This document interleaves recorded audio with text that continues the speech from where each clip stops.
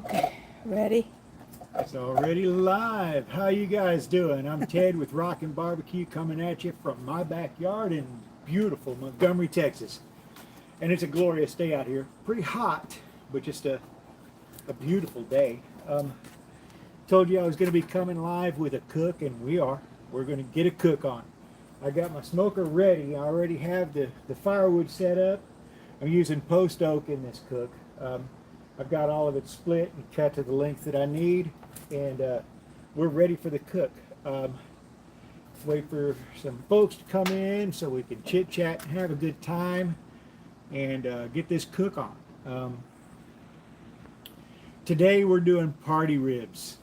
I've got a couple of nice little racks of baby back ribs in the fridge in there, and that's why I'm dressed like I am. It's a party time. We're gonna do some baby back party ribs.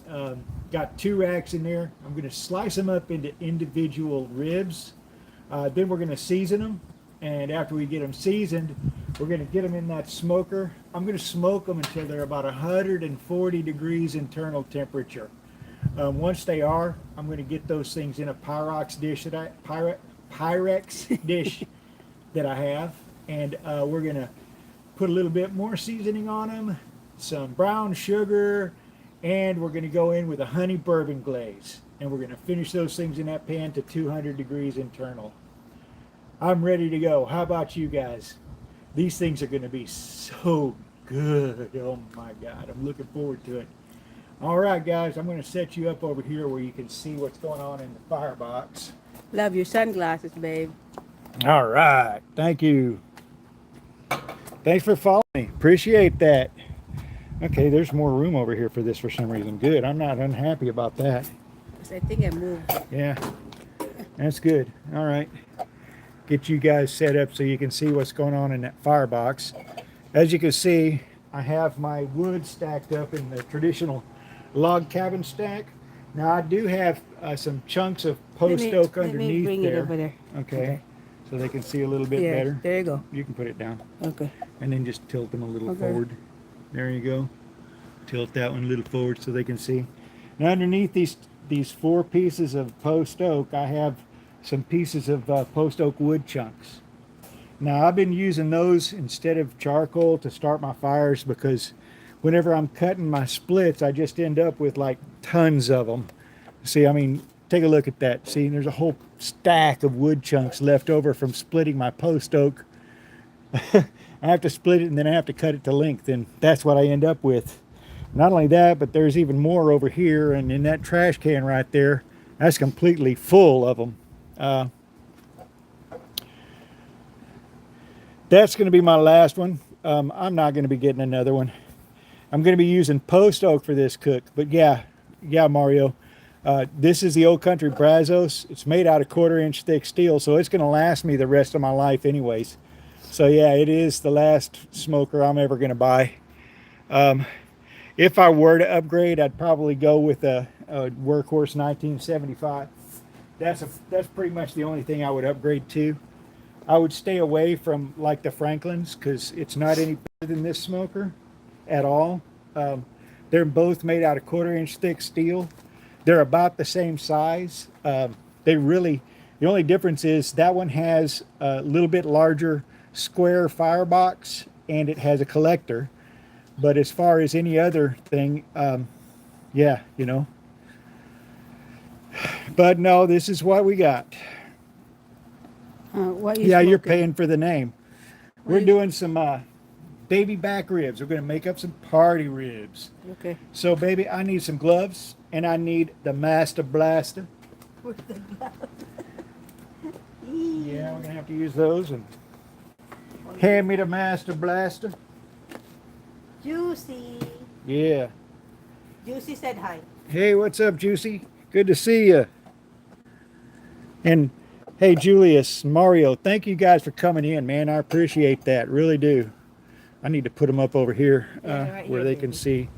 This is the best spot, I I think. got a video yet. Yeah. But okay, where's my Master Blaster, baby? There it is. Let me turn on this light. Give me a minute. Get the light on. All right. minute. Hold on, baby. Now I'm going to be using my trusty Thermo Maven barbecue torch to fire this up. And of course his name is the Master Blaster. I'm sure you guys know where that comes from. Where you from, babe? Montgomery, Texas. But here we go.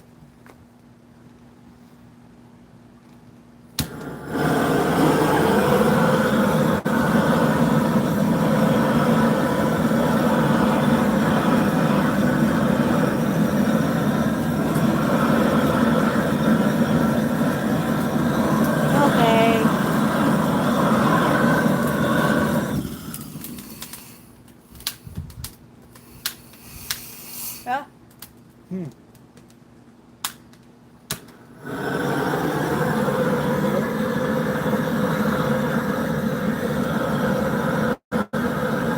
It stopped on me for a second.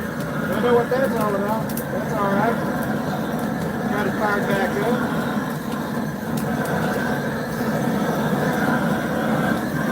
Big Daddy is from North Carolina. Babe, Big Daddy is from North Carolina.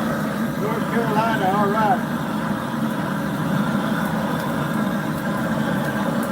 Use lamp charcoal as a base. That's what somebody said. Say what? Use lamp charcoal. I normally do. I normally do use lump charcoal, but I've been using wood chunks lately because I have so damn many of them, and it saves me money. And take a look at that. It's fired up and it's burning, and it's already burning clean. So using the torch on it heats that wood up and gets it moisture free pretty much. It's already burning good and clean. And those wood chunks do a really good job of getting started once they get going, and you can see it's very efficient. And it saves me money. I don't have to buy charcoal. Reason why I've been using wood chunks is because I just have a shitload of them. Every time I cut my splits to lengths, split them to size and cut them to length, I end up with wood chunks out the yazoo. See all of them? See that trash can? Completely full of them. That's why I use the wood chunks underneath the log cabin stack instead of charcoal. And it works. So Read this. here we go. I don't know. Where did I find the Master Blaster? Amazon. Wade from I also have some in my TikTok shop, so you can go look in there. Wade from Maryland. But see, blown vision, that's why I don't use charcoal anymore, because I just produce so many wood chunks. It's unbelievable. I get them, if I don't use them, they'll just build up all over my yard, and I can't even use enough of them in my grill. I mean, I get so many of them. It just...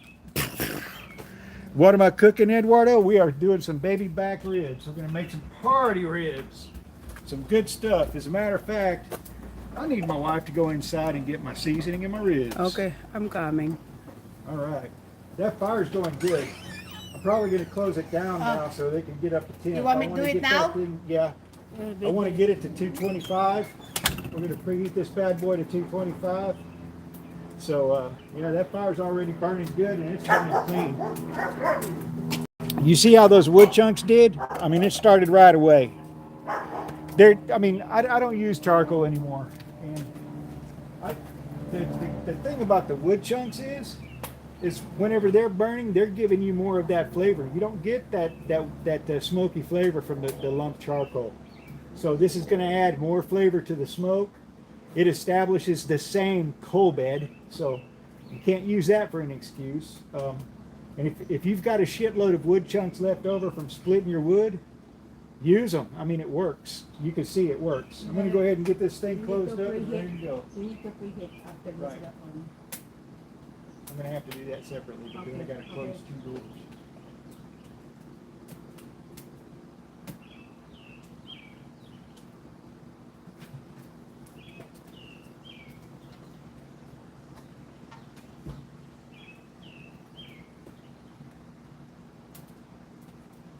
Okay. And I'm going to go ahead and preheat a couple of splits of wood. I always preheat my wood. That helps it to burn cleaner, and it burns immediately. When you put it in there, they start right away. Now I'm starting with the log cabin stack, and that's to get the smoker warmed up. We're gonna preheat it to 225 degrees, and then we're gonna maintain that throughout Now for the first little bit, I'll probably just be using one split of wood every time I add wood. Probably about every 30 to 45 minutes is about what I've been averaging. And I am using post oak, but let me go ahead and get 2 splits of post oak preheated.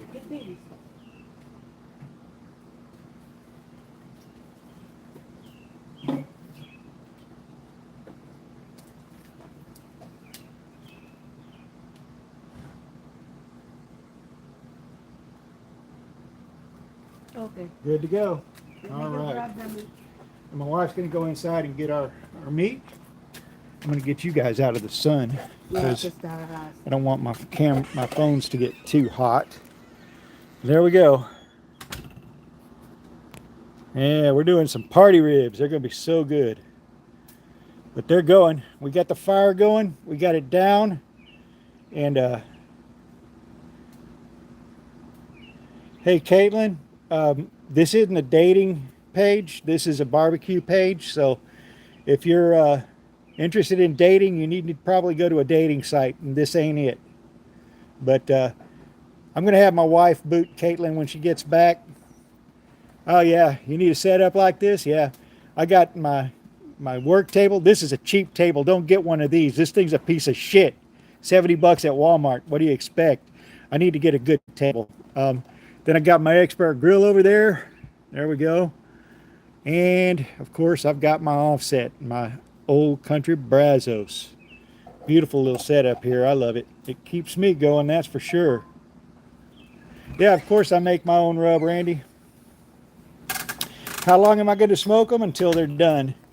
Here's the thing about doing barbecue. You don't go by time, you go by temperatures and feel. It could be anywhere from 3 to 6 hours. I'll give you that much. So we got a 3 hour leeway. But these are some nice little baby backs that we got. Got them at HEB. They're nice and thick. These have got some meat on them. These are good and thick baby backs, sweetheart. Nice. Yeah, look at that. Those are some beautiful baby backs. Got them for 11 bucks a rack at HEB. There you go. And these are nice. They're about 3.5 pounds each. So we got 6 pounds of baby back ribs here. I am not going to complain. I'm going to video you first. Let me get some gloves on real quick. Don't say anything, okay?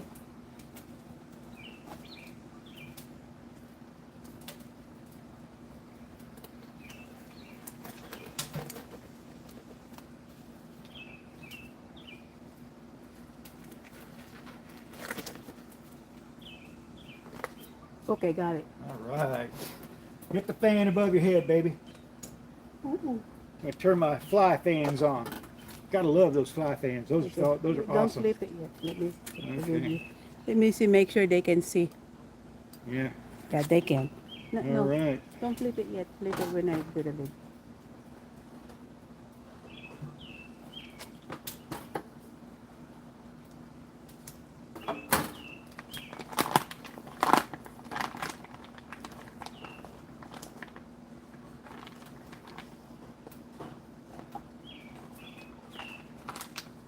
Okay. I'm going to get the other one and then I'll go ahead and dispose of them.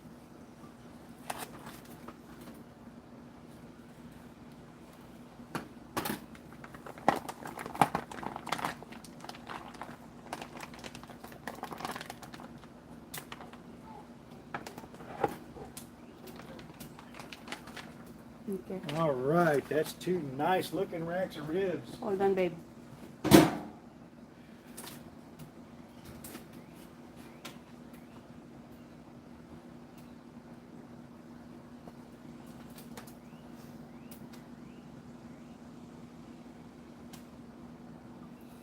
I'm not going to be doing any trimming on these because I'm going to slice these into individual ribs.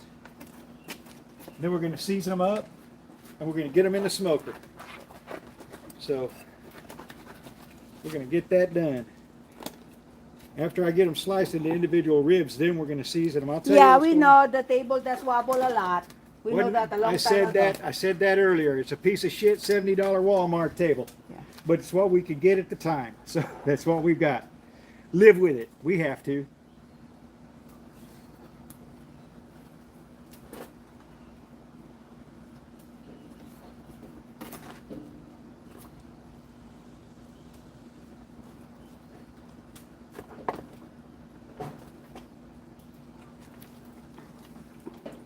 Damn. There's some hard bones in here.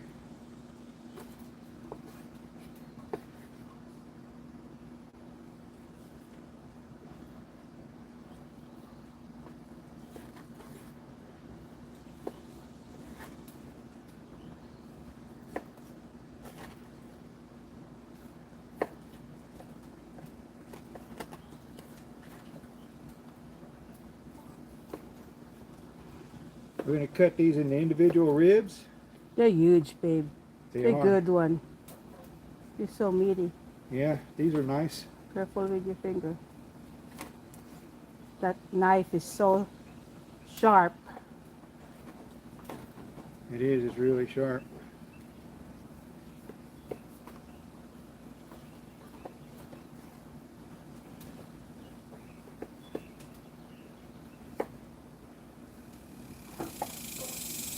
I'm going to cut both of these into individual ribs.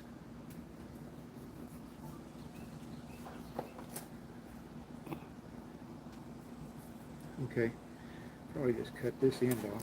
You are losing all the taste by cutting whatever that is. Do you know how much trimming I've done here? None. These have not been trimmed. I'm just cutting them in half and we're not losing any flavor. These things right here, we can go ahead and put that in a bag and save it, babe. Just put it here, move the other one, and start cutting the next one, please. Okay. Let me go ahead and move this one out of the way. Yep. And what flavor is lost in that? I mean, I haven't trimmed anything off of it. No fat. And also, I'm not going to do anything with the membrane. Just put it There in. we go. Okay.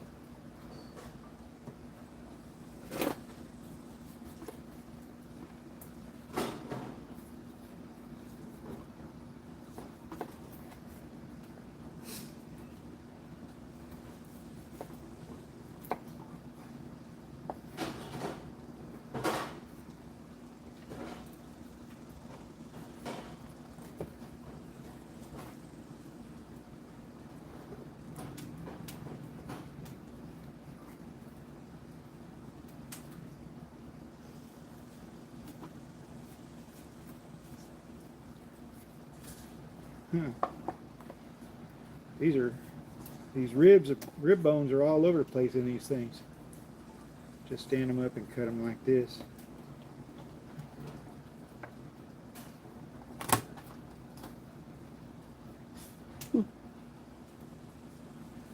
That's the end piece that's going to get cut off anyways. There we go.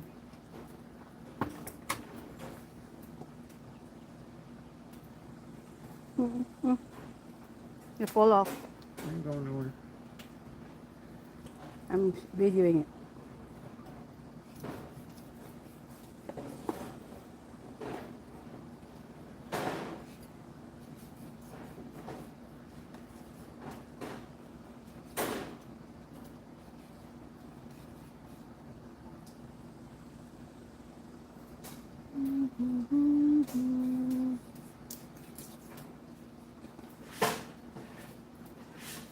Those are big. Yeah, it's like they got extra bones in them too. It's like there's a bone right here. Oops.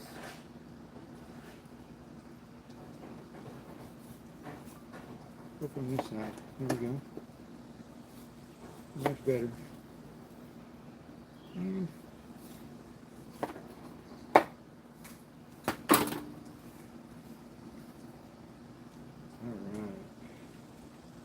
Okay. this kind of ugly stuff right here, we're going to go ahead and put in the bag to go with whatever you want to cook it in, babe. Okay, hold on. Let me go get a Ziploc. Give me a minute. We're going to put this excess stuff. Okay, you might as well throw it in a slow cooker because you're cutting it individual. Well, it's called party ribs.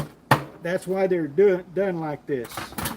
If you haven't ever done party ribs, maybe you should try them. They're good in a smoker, and that's what we're going to do them in. So don't you dare worry about how these party ribs are going to turn out. They'll be just fine. Trust me. Done them before. They're freaking awesome, okay?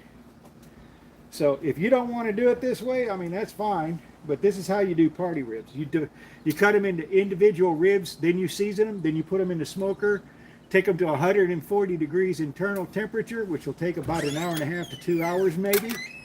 Then we're going to put them in a Pyrex dish, and we're going to finish them in the smoker. Along with the Pyrex dish, they're going to get some extra seasoning. They're going to get some brown sugar, some butter, and then some honey bourbon glaze. Pop it back in the smoker. We're going to pop them back in the smoker. But we're done slicing them up. So there we go on that. Let me get another pair of gloves on. Here. They're beautiful though. Oh yeah. So we're going to start They're seasoning. big. Yeah, they're big too. Nice, thick. Yeah, There's yeah. a lot of meat on those ribs. A lot. Wow. So, all you know-it-alls that come in here thinking you're going to spread a little bit of knowledge and you know absolutely nothing about what's going on in this cook, thank you for coming in. You are engagement. I appreciate you. You trolls are great. You really keep things interesting and fun for us. Gotta love them trolls. Okay. And you ain't gonna get rid of them. All you gotta do is go in there and boot them, baby. No, it's okay. Yeah. It's fine. Boot the fucking trolls. Get them out Yeah. of here. We don't need them. Okay. Seasoning time. Okay. Hold it. Okay. This is my pork seasoning. This is what I like to use. It's really good. You can mix it any way you want to get the flavors you want, but this is a large shaker. And a third of it, we're going to cut it into thirds, right? A third of it is going to be coarse ground black pepper. A third of it's going to be coarse ground kosher salt. And a third of it's going to be brown sugar. You're going to want to mix those in a bowl separately so they don't clump up. And then you're going to put 1 to 2 tablespoons to taste, whatever you like, of garlic powder, onion powder, and ancho chili powder in it. That's a fantastic They seasoning. said It this, goes they great. said this is wickedly. It's not sharp, guys. See, it's not sharp. Did you see my hand? It's not sharp. Oh no, these are, they stop instantly too. You know what they're for? These are to keep the flies away, and they work. And it's designed if you have a buffet outside. It's designed to You get can set them on the table yeah. in various Yeah. places and turn them on, and they'll keep the flies away. Where are They you really do. smoking this? Roxanne. We're going to be using Roxanne. Roxanne today. They're going in the smoker. Yes. Okay. We're going to season these up, and then flip them around, and season them up Okay. some more. Did you tell them you're seasoning? Yes. Okay, let me do that again. In this shaker, it's a large shaker. It's going to be 1/3 coarse ground kosher salt, 1/3 coarse ground black pepper, and brown sugar. You're going to want to mix it up really good so that the brown sugar doesn't clump up. And while you're at that, go ahead and put some ancho chili powder, about 1 tablespoon to 2 tablespoons, and then some onion powder and garlic powder, the same amount. Mix it up really good, and then put it in your shaker. That way the brown sugar doesn't clump up on you. It's a really good seasoning. Okay, hold on.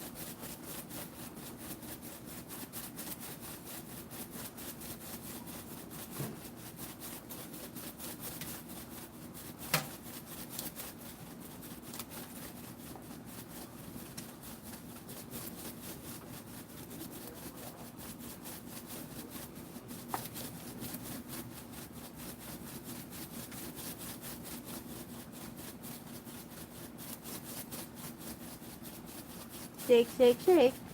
Yep. Shake it up. Keep going. It looks good though, babe. Yeah. It looks good. Get them well seasoned. Get everything seasoned up good.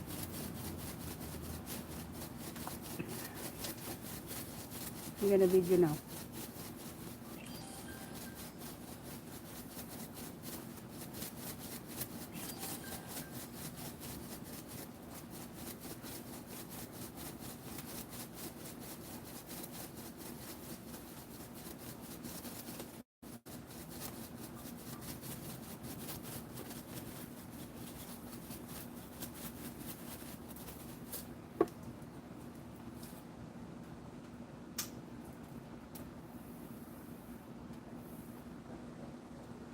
Good. All right.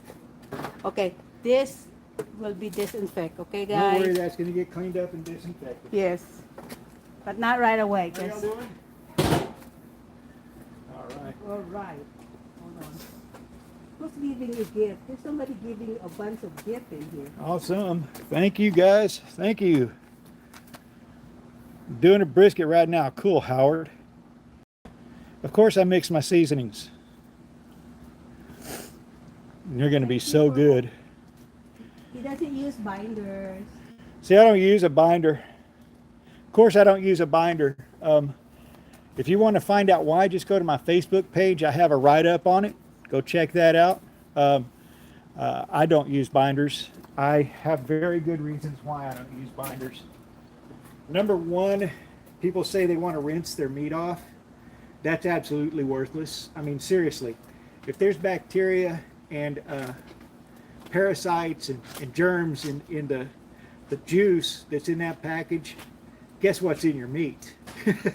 Bacteria, parasites, Maybe germs. And answer you're this not one. going to rinse those off. It blocks the smoke. Yes, Yes. that's the reason. And another reason why I don't use binders is because that exact right there. It blocks the smoke from getting penetration.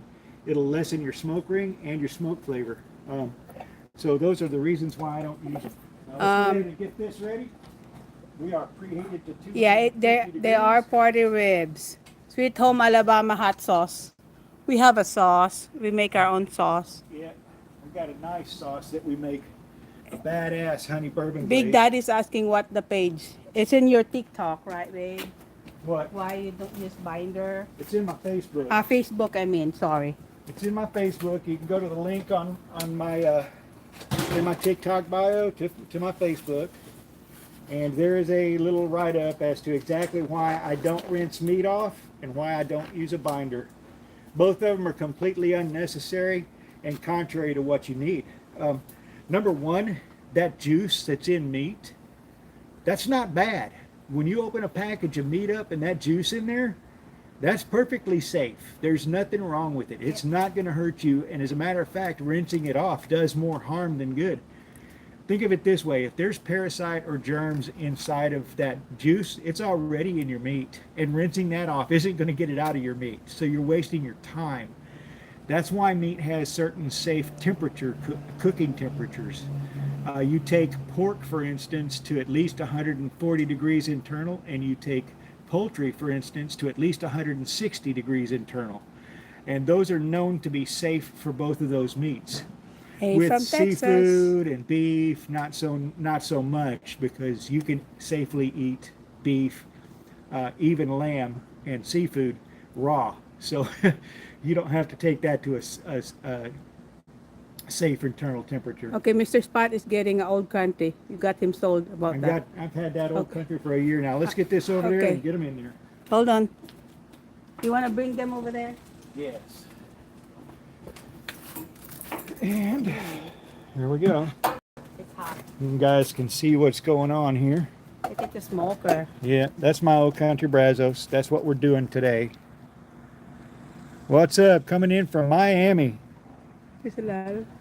Well, you know, if you want to keep cleaning your meat, that's fine, but you're losing what's called myoglobin. That's what's on that meat. And some, you know, pork has generally got a little bit of salt in it. They brine it a little bit.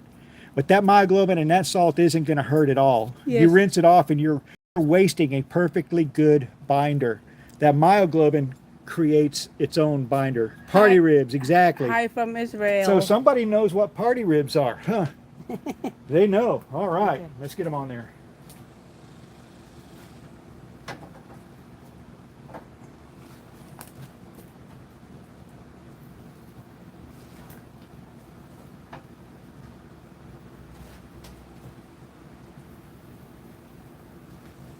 Don't be too close here, baby.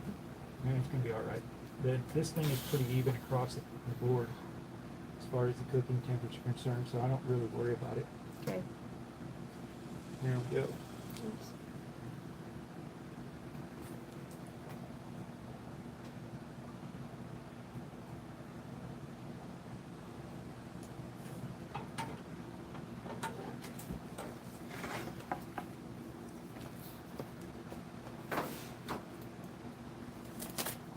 Close it up and get them smoking. Those are pork ribs. Those are going to be some party ribs we're doing there. All right. Now they can answer your question. Okay. guys. How long of a cook until they're done? You can't really give barbecue a time. Keep telling people that all the time. You cook by feel and temperature, not by time. This isn't being done in an oven at a fixed temperature. This is in a smoker, and the temperature varies greatly in that thing from whenever you need to add wood to after you've added wood. So based on that alone, time is like an impossibility when you're barbecuing or grilling. You don't know what the temperature is going to be at any given second. So there's no specific time. They'll be done when they're done. I figure it'll take about 2.5 to 3 hours to do them. Maybe 4, I don't know.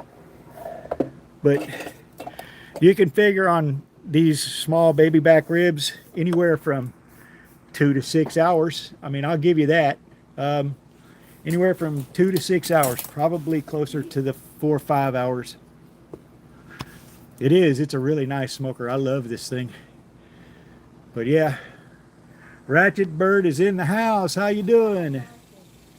Good to see you. Can you go get my regular glasses for me, sweetheart? Yes, I will. Hold on. These things make it hard to see the screen because it turns green. What's up, Long Daddy? Hey, Howard, how you doing, man? Yeah, I love this thing. Is that your fence? When you drop your meat, you have to clean it. See, here's the thing with cleaning your meat off. You're wasting the best binder. And when you clean it off, you pretty much have to use a binder after that. The thing about it is that's myoglobin. And myoglobin attracts smoke and helps build your smoke ring and build smoke flavor. Okay? When you rinse that off, you're losing the best binder you can have for your meat. I don't use binders and I don't rinse my meat, and that's why. Because a binder, when you put it on there, it creates a thin shield on your meat that inhibits and prevents some smoke penetration, which will affect your smoke ring and your smoke flavor. What's going on, Connie? Welcome in. So that's why I don't rinse my meat, because that myoglobin is perfectly safe. There's nothing in it that's going to make you sick. That is a falsehood, and it is a lie, and you're losing that smoke buildup when you rinse it off. But yeah, so that's why I don't rinse it.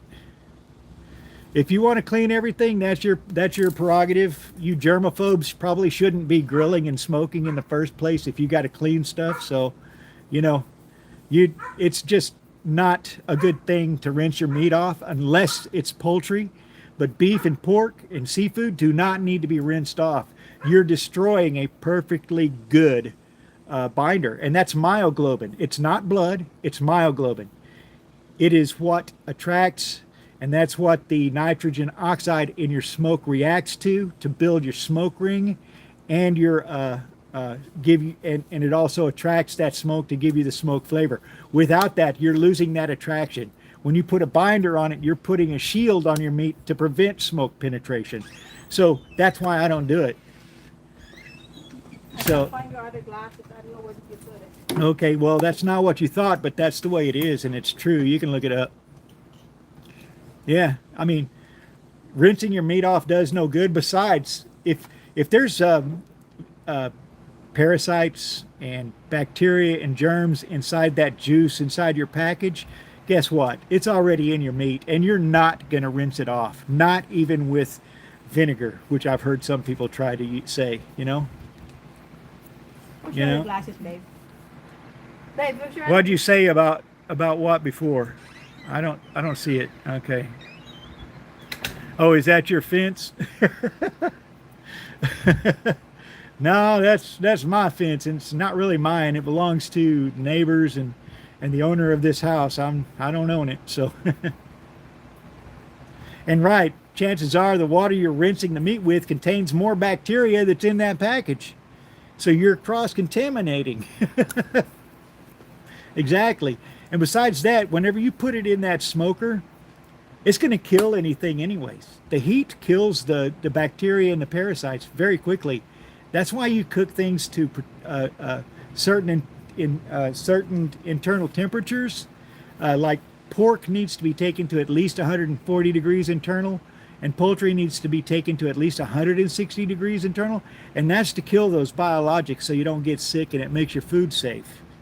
So there's absolutely no reason to rinse it off.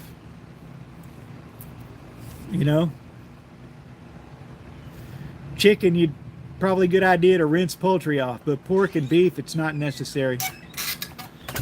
What do we got on the menu today? We have some beautiful baby back ribs in there. Oh man, Yeah. I got an instant fog. What did I get from this? You're smoking a party ribs recipe today? All right. I'm using my honey bourbon glaze, and it's some good stuff.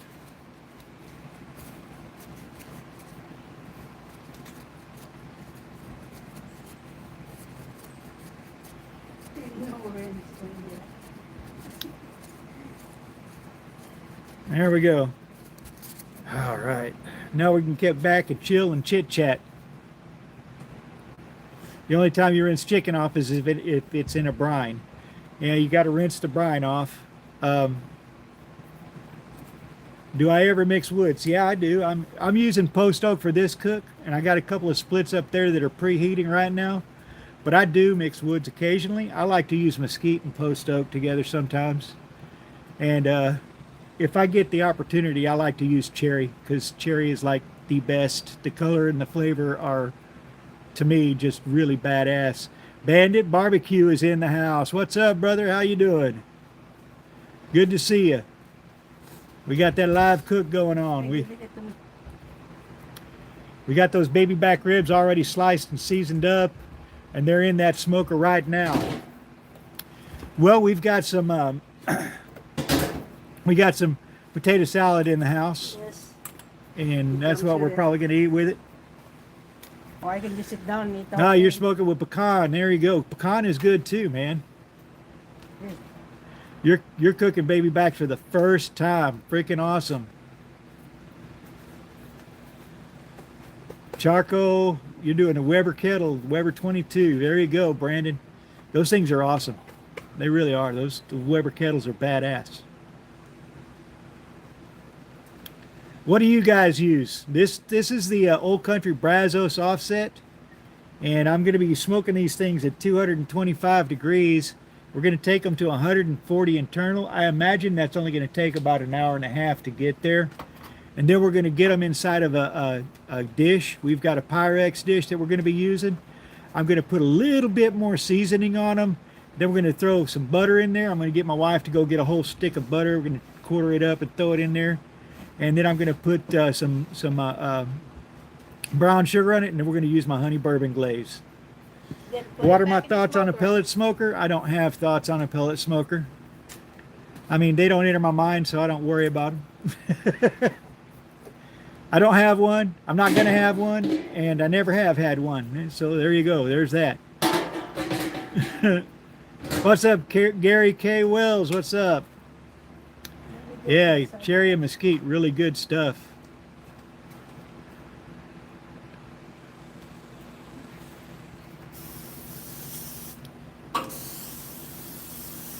I've never tried to blend cherry and mesquite, but that would be pretty interesting. I'd probably use a lot more mesquite or cherry than mesquite because mesquite's really strong.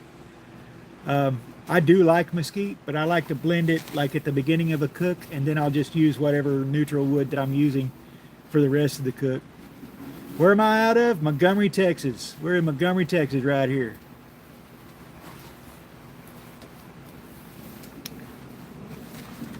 So far, this has been a really good cook, man. We've got those ribs sliced up. I got them seasoned. They're in the smoker now. I'll probably flip them in about 45 minutes.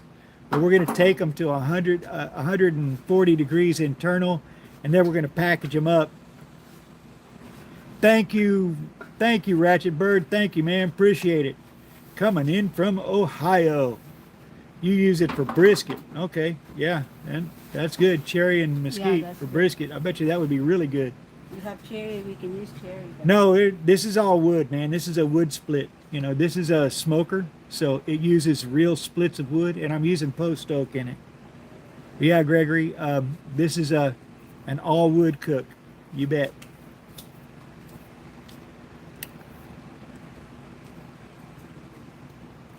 Now, once we get these things smoked, and I get those ribs in the pan to go back in the smoker to finish the cook, I'm probably going to start throwing wood chunks in there instead of my splits. I need to use up some of these damn wood chunks. I got so many of them. I got a ton of wood chunks all over the place. And Gregory, we're gonna be here till we're finished. That's how we do these lives, man. I stay on until we're done cooking. What are we smoking? What I'm smoking with post oak on this cook. It's this is a post oak cook. I got my wood split up, got it cut to the right length, and we're going with it. I got 2 splits that are preheating right there. There ain't nothing wrong with applewood, Robert. Applewood's good stuff. Recommended inside temperature for dino ribs is 200 degrees. Same thing with pork ribs, same thing with a brisket. Take it out at 200 degrees and let them rest for about 30 minutes or so. Then you can slice in and have dinner. Now brisket, you got to let it rest for at least 8 hours. With those dino ribs, they only got to rest for like 30 minutes and it's time to eat. Thanks for following me, Shane. But yeah, take them to 200 internal. You ain't going to go wrong. You're going to have some beautiful, tender, delicious dino ribs. They're pretty forgiving. Dino ribs are pretty easy to cook. Oh yeah, I've done salmon, man. I love smoked salmon. That's some good stuff. Yeah, you got to let a brisket rest at least 8 hours. Anything else, 20-30 minutes is good. But a brisket, a minimum 8 hours. Crawfish. Yeah, well, we're not doing a crawfish bowl today, but we are doing some party ribs. Well, resting allows the meat to relax, and it allows the connective tissue to relax more and break down a little bit more, and it'll absorb that juice back into the meat. That's actually fat. Fat is what you perceive as juice. It's not water and it's not moisture. It's fat that gets in there, and that's what makes it really juicy. In order to get that, you have to let meat rest. Whether it's a steak, you let it rest for 10 minutes after you take it off the grill. Pork or dino ribs, or even a pork butt or something like that, you got to let it rest at least 20 to 30 minutes after you take it off the grill. But a brisket needs to rest overnight. You need to let it rest about 8 hours.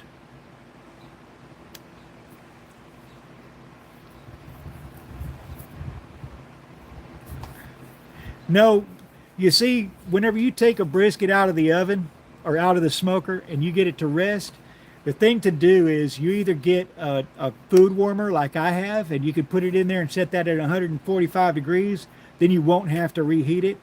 Or you take it out and you put it in a cooler. Wrap a towel around it, put it in a cooler, and let it rest in the cooler. But you got to try not to reheat brisket. And if you do, wrap that sucker in plastic, in a vacuum sealed plastic, and then put it in boiled water until it gets to 140 degrees internal temperature. You'll sous vide it. That way you don't lose any juice. If you just stick it in the oven to reheat it, it tends to be a little bit, it loses some of that juice and dries out a little bit.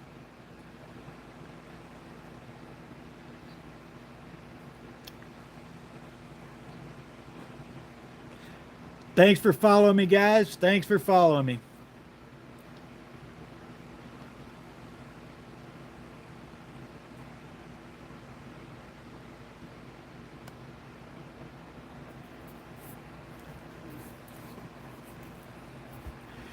Thank you for the heart. Appreciate it. Thanks for those gifts, man. You guys are freaking awesome. Every one of you. Yeah, these ribs are smelling awesome, man. We got them in there at about 12:30. So they've been going for 20 minutes. I am going to check them in about another 20 minutes. We're gonna wait till 1:15 to check them. I want to check them after 45 minutes because I want to see the internal temperature, and I'm going to want to turn them. I'm going to want to flip them and move them around a little bit. Oh, we're doing great, man. We're doing great. What's the temperature here in Texas? Hot. Surface of the sun. You know, might as well be hell. It's probably pushing 100 degrees today. It's freaking hot. Yeah. There you go. Oh yeah, watermelon. Coming in from California. Smoking Hammer, how's it going? Thank you for coming in, sir.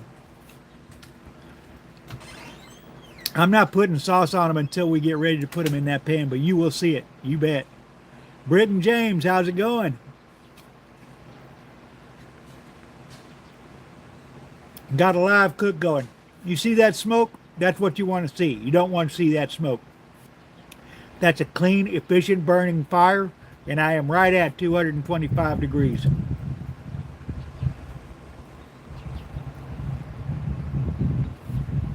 That is perfect.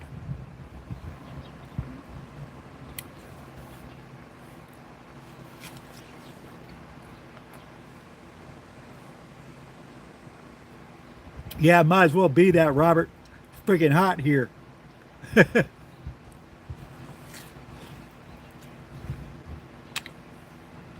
Building a greenhouse. Very cool.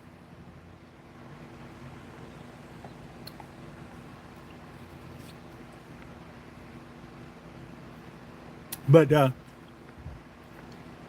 you'll see me put that honey bourbon glaze in. It's going to be in a pan. My wife will go in there and warm it up a little bit so that it's not thick, and it'll pour right in there real well. And then we'll throw some butter in there. We're going to do all that good stuff.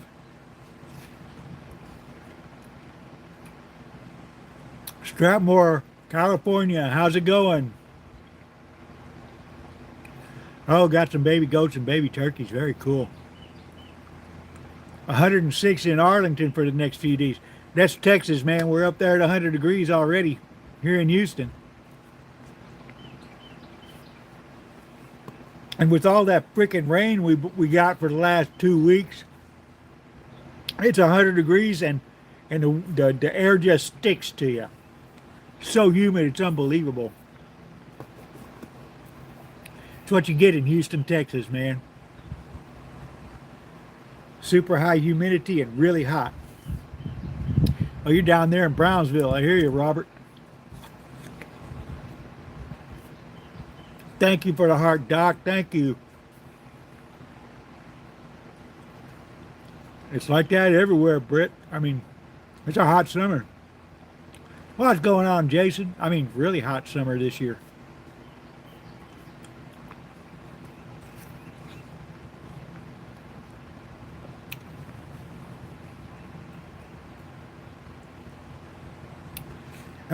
Well, Shane, we're kind of used to it. I mean, look, I'm out here on my backyard in this heat, but I got a cover, you know, got a nice little cover. My wife's got a fan on me, so that helps.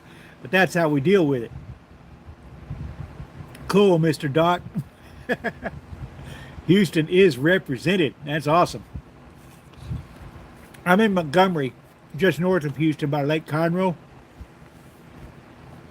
And a little piece of interesting history for you guys. Montgomery is the birthplace of the Texas state flag. And not only that, but Montgomery is the home of Bar A Barbecue. I live 10 minutes away from it. And I've never been there.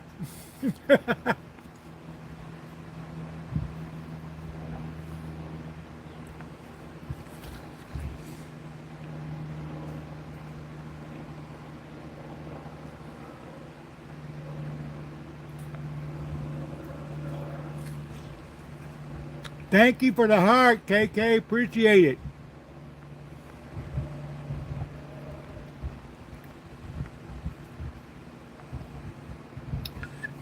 Man, I'll tell you what.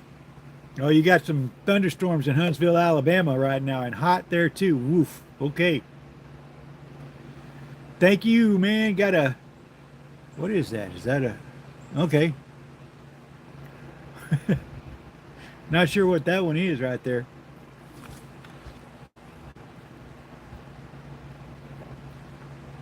What's up, Pitts boy? How's it going? We got us a nice little live cook going.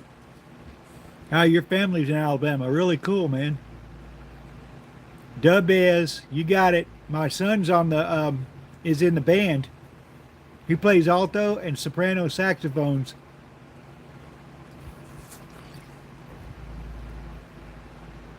So we get to go to a lot of their games. Well, Zach, I don't have a cover for it because I don't need a cover. But if you want, you can go to Academy. They sell the covers for the Brazos. The cover will fit the Brazos and the Pecos. So you can get it for the Pecos to the Brazos, and there you go.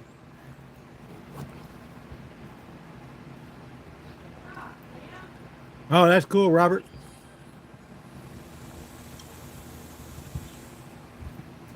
A gold coin. That's freaking awesome, man. Thank you. And that that charred bourbon barrel thing, that's cool. That, I bet you that's a good flavor. I got to try to get a hold of a bourbon barrel one of these days and break it down.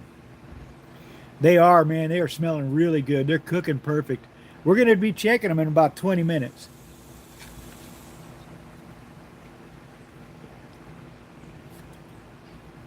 I'm getting really close to that time to check them.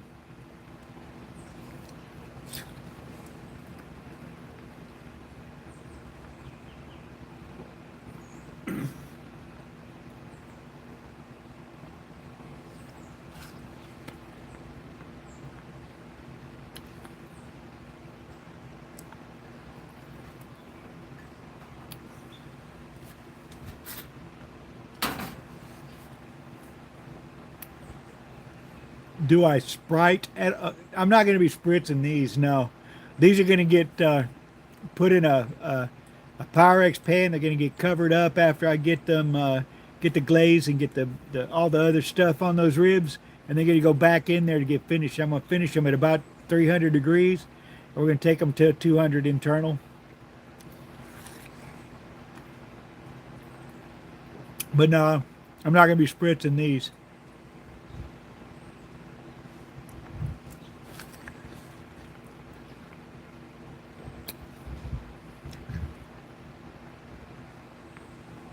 But we are going to check them in a little bit less than 20 minutes. It'll be the first look at these things.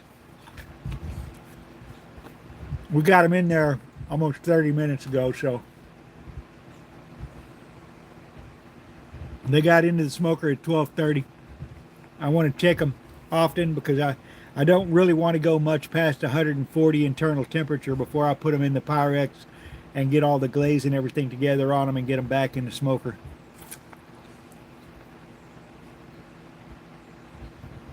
Right. And if you're looking, you ain't cooking.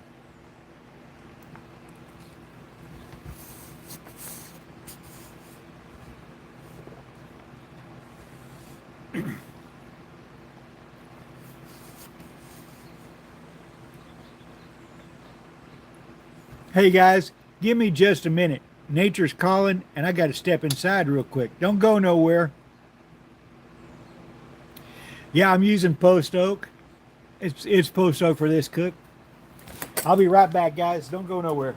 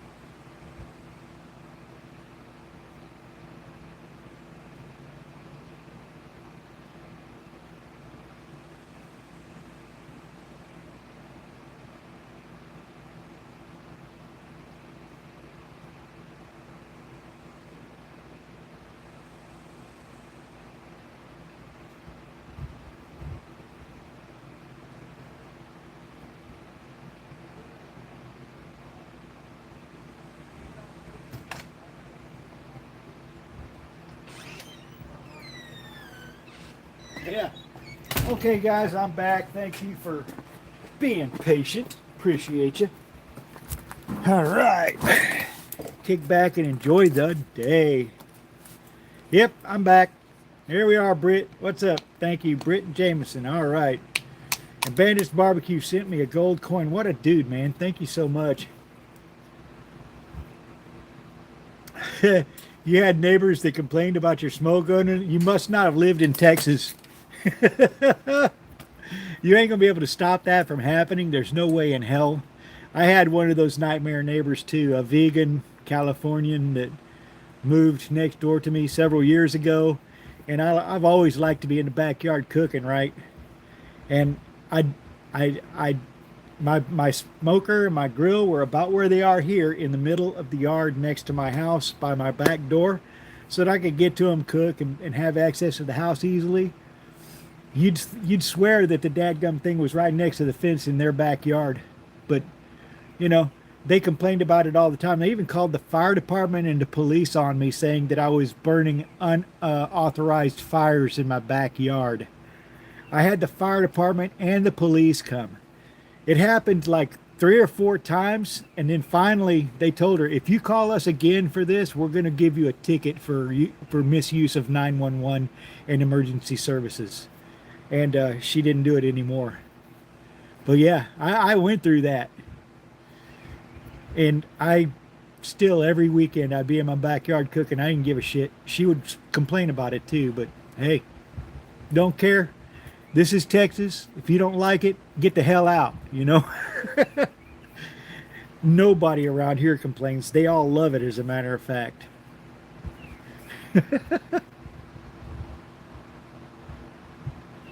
You know, if you don't like the way we do things in Texas, you need to head back to California. We don't want your California here in Texas anyways.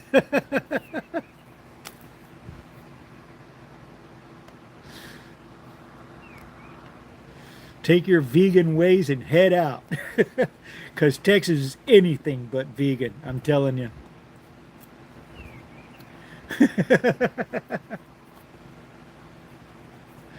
Yeah, thank you, Alex. This is my Old Country Brazos offset smoker, and right now, I know you don't see any smoke coming out of it, but it's actually cooking. I'm doing some baby back ribs, and I've got them in there, and they are running right at 225 degrees. Matter of fact, that temperature's kind of kicking it down a little bit, so I'm going to have to check this fire. And we're also going to be checking those ribs in about another little over 10 minutes. So, yeah. Exactly, Bandit. There you go. I'm going to set you guys up so you can see the fire. Baby, I need you out here so you can video this. Hold on. Hold on, okay? Okay. Get you guys set up so you can see. That way you know what's going on. I mean, you know how I do this. Most of you guys are with me all the time on my live cooks, so you know how I do it. I like you guys to be with me whenever I'm doing stuff. I'm rolling this thing at 225, and the temperature has dropped to about 215. That tells me that the fire is burning down and we're going to need to add wood. My wife has gone to get the camera and the light so that we can video this part of the cook. Give it just a second. She'll be right here. But yeah.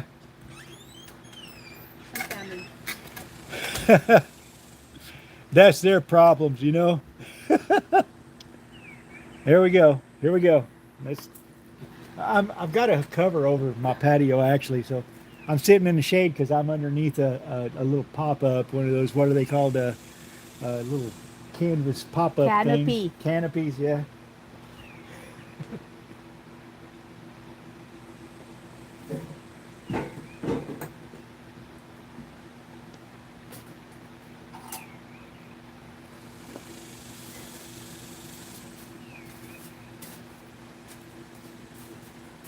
Okay, yeah, it's off. Hold on, babe.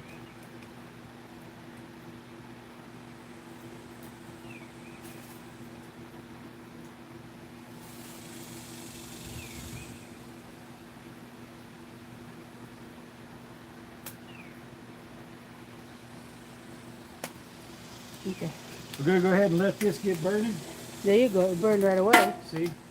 This is why you preheat your wood. Preheating your wood dries it out. I already like my wood to be about 20% moisture content. But whenever you preheat it, you put it on that firebox like I had it. That firebox is hot as hell. And your wood is going to get warmed up really well, and it's going to dry it out even more. Because the wood is already hot, and because it's drier, when you put it on the fire just like that, it ignites right away. You don't have to wait any time, and it starts burning clean right away.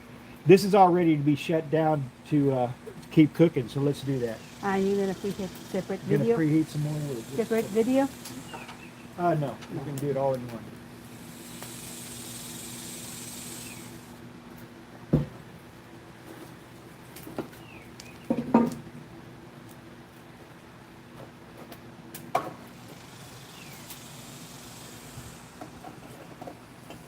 Good. There we go. And we are continuing. I got 2 more splits on top of that firebox preheating. And you saw what happened whenever I put that wood in there. It started lickety split double quick. You don't have to wait on it. It's going to start burning clean right away. And since you've got it opened less time, you lose less temperature in your cooking chamber. So you're not losing. It's a better way to maintain temperatures and everything. So we're going to be checking that in 10 more minutes. 10 more minutes, okay. So Oreo, Steve hanging out, Britt and James hang out, all of you guys hang out for a minute. 10 more minutes, we're going to be opening that thing up to check those ribs. So I'm not even going to lower the stand. That'd be a waste of time because I'm going to have to lift it right back up. There we go. I'll be back.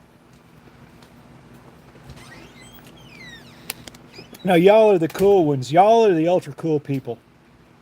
Y'all are the badasses. You guys are.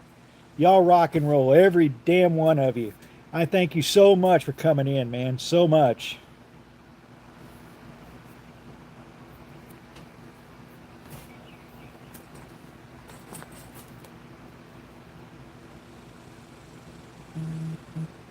Well, you might be able to go to a machine shop, Smoke and Hammer, and get them to fabricate you one if you want to do that. And get them to fabricate it the way I did.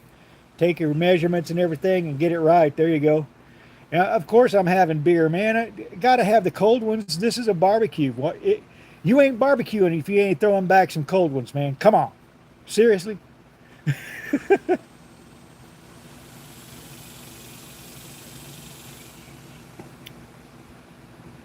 If you try, well, see, if you've got that wood heating up on that firebox right there, that firebox is blazing hot. Don't go touch it because it'll scorch the shit out of your skin. And that wood is sitting on top of that. That's going to keep that wood dry. It's going to dry it out even more, even in humid conditions. Because it's like 100% humidity here right now in Houston, Texas today. It's as bad as it is in Florida. Guarantee you that much. And that dries it out more. So yeah. No, I didn't build it. That's the Old Country Brazos. I bought it at Academy. I've had it a year now.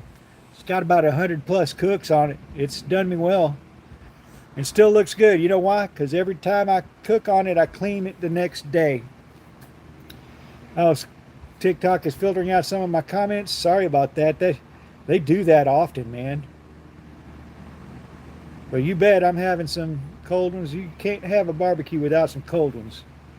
There you go.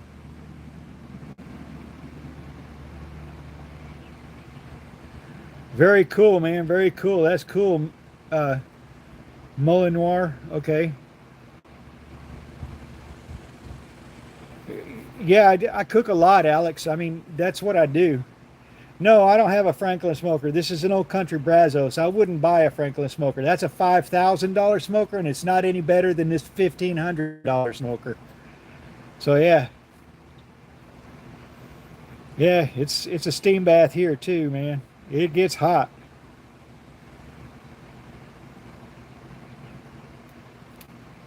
Yeah, just take you some measurements. Go find a piece of steel, maybe an 1/8 inch thick, and cut that baffle plate out, you know. Take it to a fab shop if you want to. Show them a picture of what you want and get them to make it. Whatever it takes to make yourself one. It's really not that expensive. Yeah, I wish I was rich. That'd be awful nice. That's why I have a Brazos and not a Franklin or a workhorse. I wish I'd had a workhorse. If I upgraded, it would not be to a Franklin. It would be to a workhorse.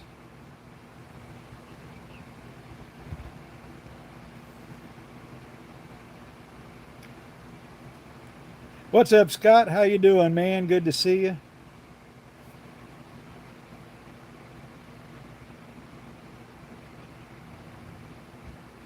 What kind of ribs?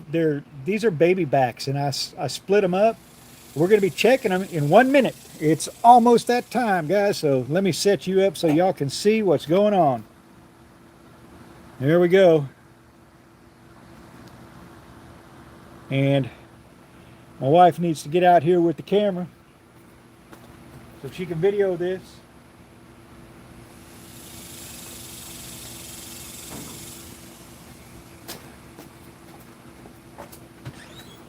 It's time, babe.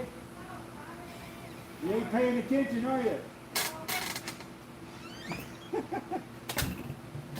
All right, let me get some gloves on.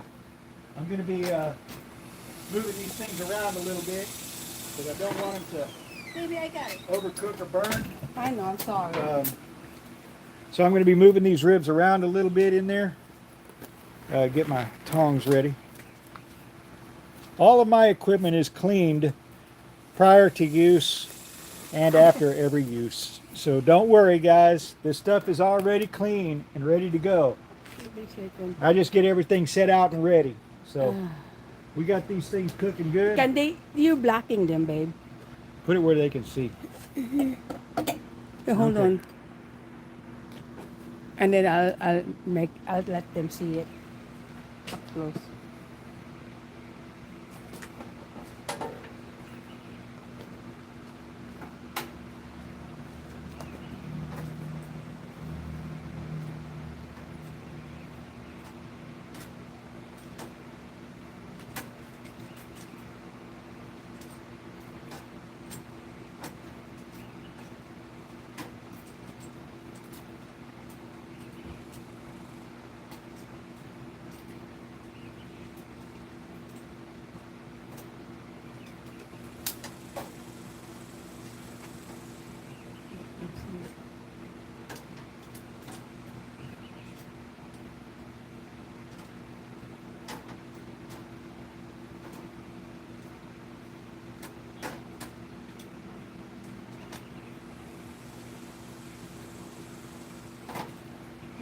Let me bring them to you. Hold on, baby. There you go.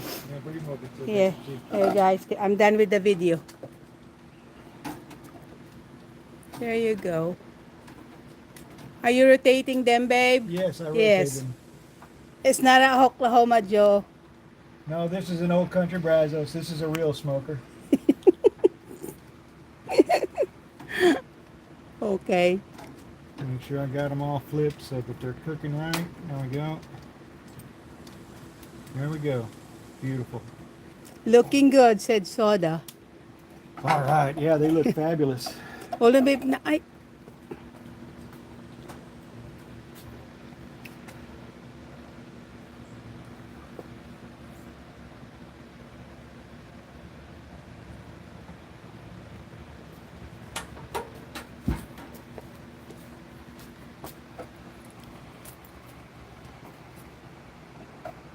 Good.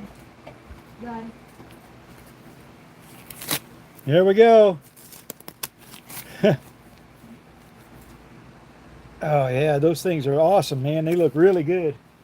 They smell freaking awesome too. They're cooking fantastic. I'm gonna check them again at. We're gonna check them again at. We're gonna go ahead and go to 2 o'clock, and we're gonna check them. We're gonna check the internal temperature at that time. You could see they were really juicy, and they needed no spritz. Those are really thick baby backs too, babe. Those are some nice ribs. Those are gonna be so good. There we go. And I just put wood in it, so it's going to be a little bit before we need to do that again. There we go. What's the name of that smoker? This is the Old Country Brazos. and it is kicking it today, man. I'm telling you, those things are looking delicious. They're looking really good. And we're doing party ribs. That's why they're cut up into individual ribs like that. Because we are doing party ribs. They're going to be really good when we're done. Absolutely certain of that. They're going to shrink a little bit, so hopefully I'll be able to get them all in the pan. But they're killing it, man. Cool F-150. Yeah, this is a badass smoker. I love this thing. It's the Old Country Brazos. It's a beauty, man. It's a great cooker. It maintains temperatures like a beast. How do you control the temperatures? Well, it depends on the size of splits you're using, MAGA. You just got to experiment with your smoker and find out what it takes to get to and maintain temperatures. You need to practice for 225, 250, and 275 for the most part. And it's a good idea to practice to 300 degrees.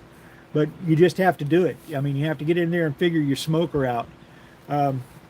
The thing is I can't tell you how to do it on your smoker because your smoker's different from mine.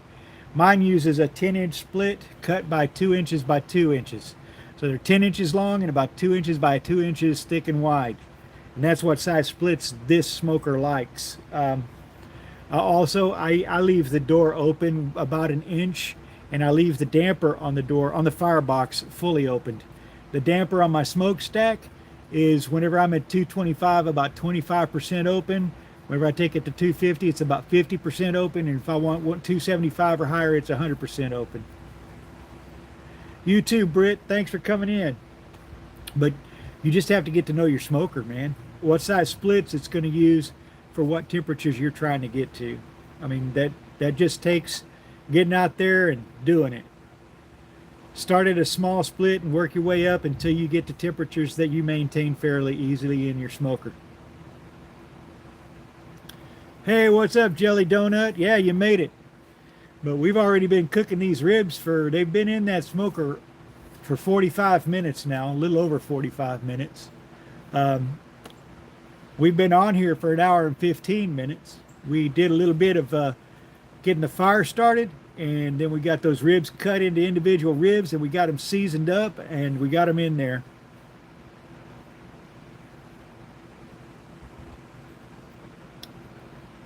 What is the best binder in my opinion? The best binder in my opinion is the myoglobin that comes with your meat inside the package. Don't rinse it off. That's the best binder. Anything else will seal the meat, prevent smoke penetration, affect your smoke ring, and your smoke flavor. So don't rinse your meat off. Use that myoglobin as a binder. It's not going to hurt anything, and you're not going to get sick from it. That's why you cook foods to a certain internal temperature anyways. Oh, darn, that's okay, Jelly. We're going good. And I mean, it's going to be a little while. We're still cooking. And we got quite a bit to go. So there we go. As long as it's, listen, the things that you want to do is you want to use wood that tells you what it is on the bag. If it says post oak or pecan or hickory or mesquite or peach on the bag, then you can use it for smoking. If it doesn't say anything, if it just says firewood, get away from it. That is not what you want. No problem, Wizard Frog. Thanks for coming in, man. Have a good one. No problem. But most of them are going to tell you what kind of wood it is in the bag. You do not want to use cedar or pine. Two very bad woods to use. They will make you sick. And they will make your food taste really bad. So stay away from those two. Now, using cedar planks to smoke salmon on is very accepted, and it's very good, and it does a great job. That's cool, user. If you've got it for free, that's a good price. And white oak is a good wood to use. It's a good mellow oak too. It's right along the lines of post oak, very close. Yes, I have cherry. I have used cherry, and I love it. I like to use it on like special things like a turkey, you know. Cherry is really good for turkey, but it's really expensive in Texas, so we can't get it. I'm pretty sure it is, Carlos. I've used pecan, but I've never used walnut. That's because you can't get walnut in Texas. They don't grow here. So that's an imported wood, and I've never bought it because it's kind of expensive.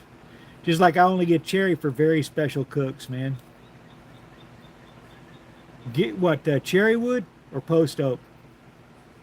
They both give really good color. I love the color of cherry.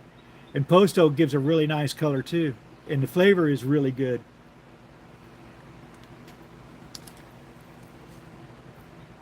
Thanks for following me, Jake. Oh, cherry wood gives you a fantastic color. Yeah, orange. I've never used orange or any kind of citrus. A lemon tree or orange tree or tangerine. I've never used any of them. That's cool, James. Ah, Mick Dog coming in from Oklahoma. How's it going, man? Oklahoma City at that. I never tried citrus woods because, you know, citruses don't grow in Texas, so it's not available. I don't even think I've ever seen it sold here, any kind of citrus wood. The only things we get is at the grocery stores, the oranges and the lemons and the grapefruits, and that's it, you know. Limes, tangerines. But as far as the wood, I don't think I've ever seen it sold anywhere in the area, ever.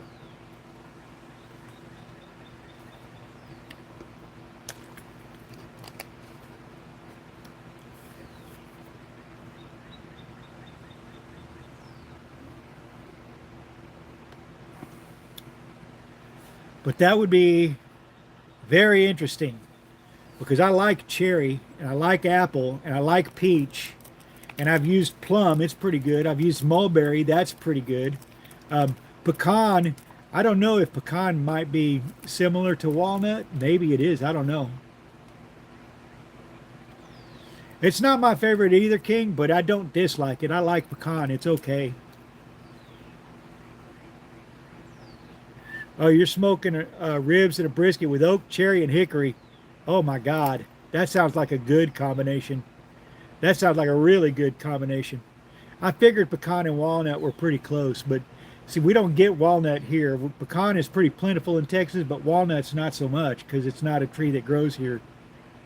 You know? The 5 woods that we have available to us for the most part in Texas, I've used mulberry and I like it. It's good stuff, Tolson, but it's kind of expensive. It's another one of those, get it whenever you got a special cook to do.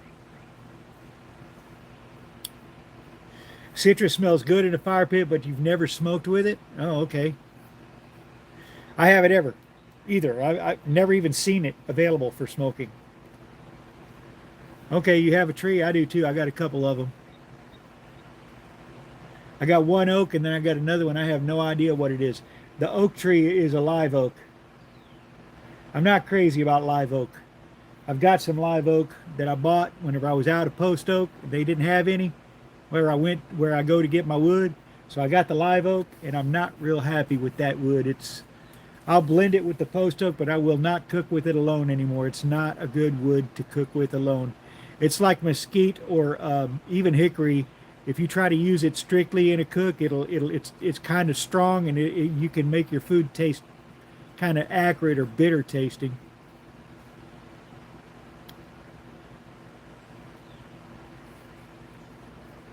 You got to go light with that walnut. Okay. Gary Coleman, who can't cook? You can't? Okay, if you can't cook, that's a problem.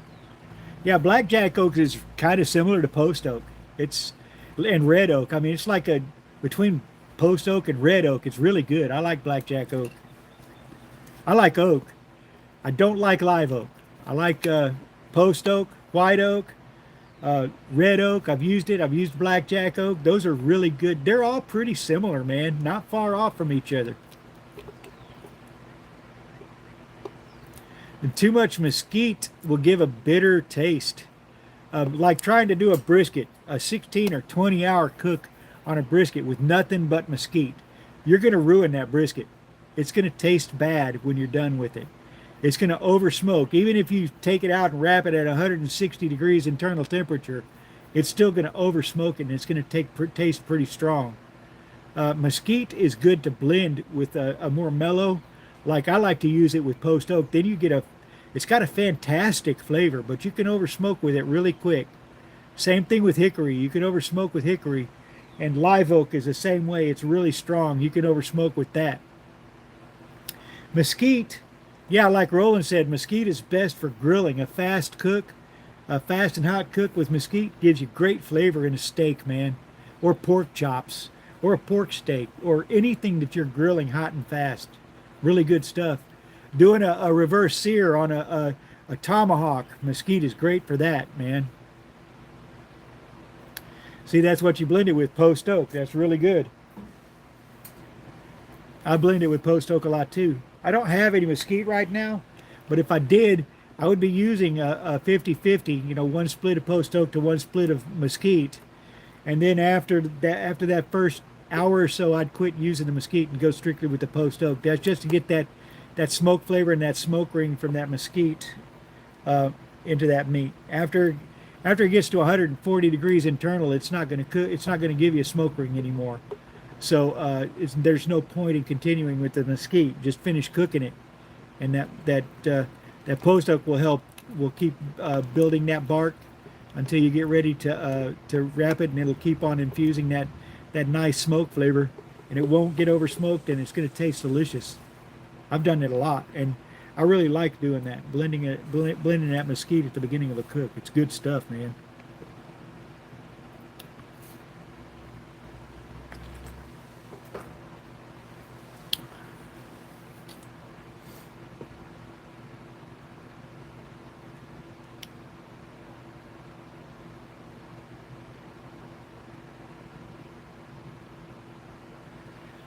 I will never use a gas grill, Jelly Donut. Here's why. You're going to be cooking directly over gas. Can I ask you a question? Can you breathe gas? Or can you drink gas? Or can you snort gas? What's it going to do to you? It's going to make you very sick or kill you, okay?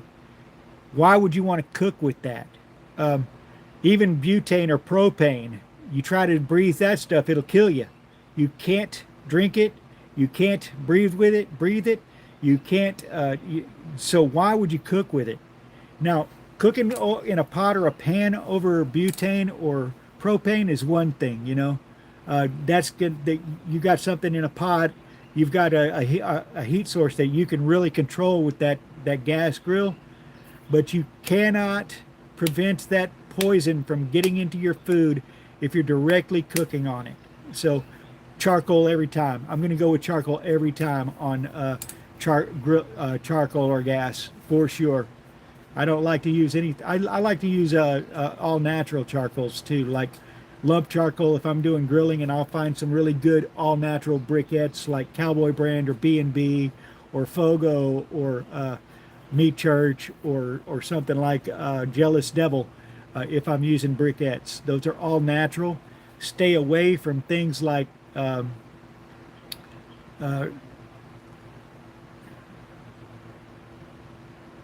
how do you break a charcoal grill? Did it rust out? If so, go get another one. Never heard of breaking a charcoal grill. Jeez, it must have just rusted out. Go get a new one, man. That's all you can do there.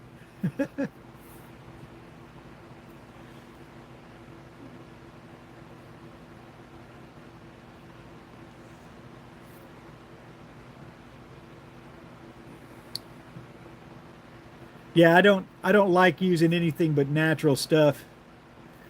You can break a charcoal grill. Well, my old expert grill, the charcoal tray rusted out on it, and I had to replace my grill. This is a new one. I've had it for a couple of months now, but I had my old one for 5 years. That's why I bought a new one. So I got a brand new expert grill. Your sister broke it. Okay, awesome.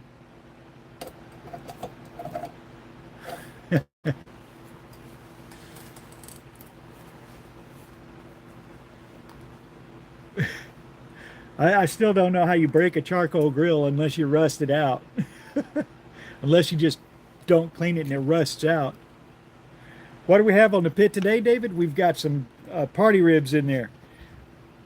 we sliced up some baby backs and we got those prepped up and they're ready and they're in that smoker. Ah, cool. Black Moses. They dropped it down to 98 bucks and you got one. Man, that's a good price. My first one, I paid 94 for it. This one, I paid 124 for it. But my old one rusted out and I needed this one right away, so I couldn't wait for it to go on sale. Yeah, we're going to be taking them out in about 30 minutes. I'm thinking they'll be at 140 degrees internal at that time. And we're going to start getting those things in a pan, and I'm going to get a little bit more seasoning on there, some brown sugar, a little bit of butter, and then we're going to put some of my honey bourbon glaze on there, and we're going to get it back in there. Oh, an old school circle one, and one of the legs broke. Oh, okay. So it was like a Weber kettle, and then they're on like 3 legs anyways, and you break one of those, it ain't standing up. Yeah, I hear you. That sucks.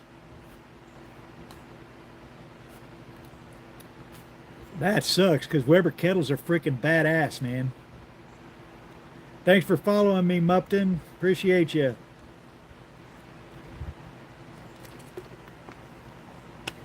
My temperature's starting to head down a little bit, so I need to set up over here and check that fire. I'm going to take you guys with me. And if my pretty little wife would come on out here and prepare to video this, I would much appreciate it.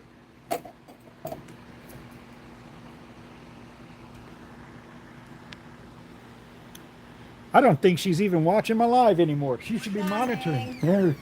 There she is. There she is. Okay. I hear you. Oh, did you? Okay. Yes. I hear you this time. All right. Hold on.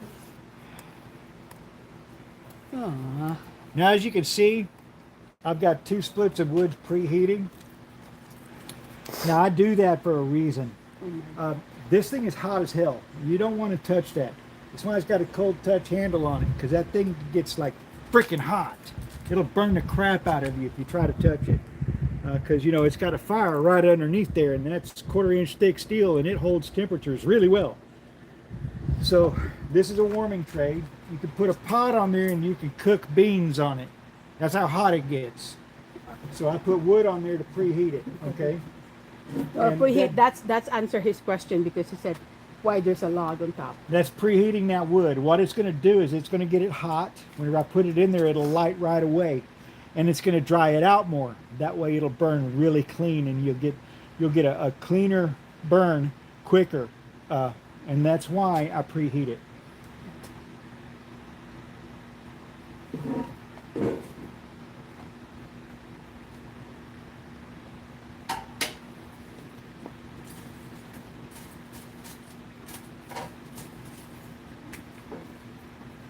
Hold on, babe.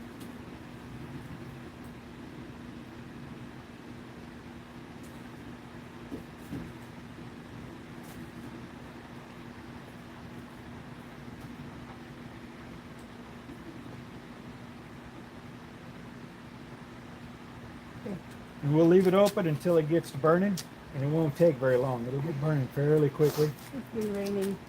Okay, so the wood is not that very dry. Well, it's been dry the last couple of days.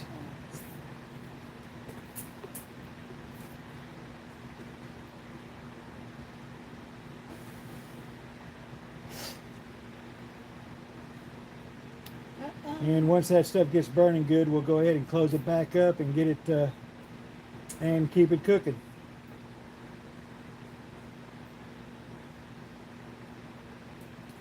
There's no air at all, babe. And that's what it is. Yeah. You know what? I'm going to go ahead and hit it with the torch and get it going a little bit. On the side. I can't see you.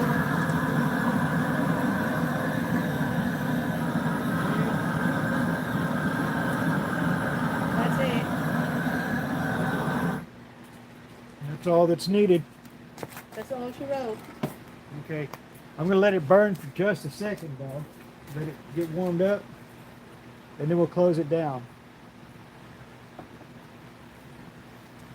Just restart the log cabin stack in there, that's all. No big deal. You can see it's starting to burn pretty good, and it's starting to burn clean now. So we will close it up and keep it going. You're gonna put that one to right. Uh-huh.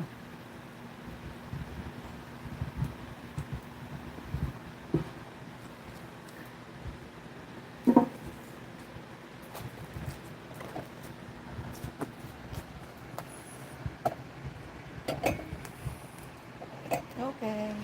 Here we go.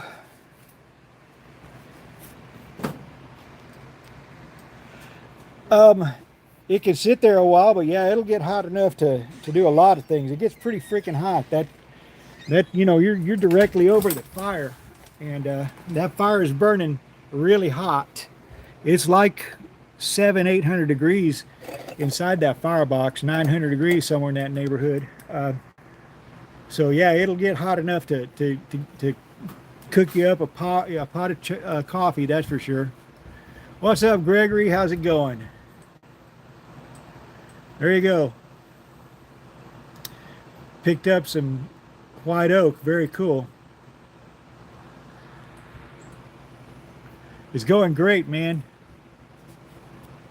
This is just wood, man. This is an offset smoker. It's not a grill, so it gets wood in there. And you see those splits underneath there? That's what I'm using. And you see two of them on top of the firebox preheating. So yeah, this is a wood smoker. It's not a charcoal grill. This is called an offset smoker, man. And we're going to be checking those ribs in about another 20 minutes. It's going to be the second time we took a look at them, and I'm going to be checking the internal temperature this time. So, sweetheart, I need to get my Javelin Pro out here for that.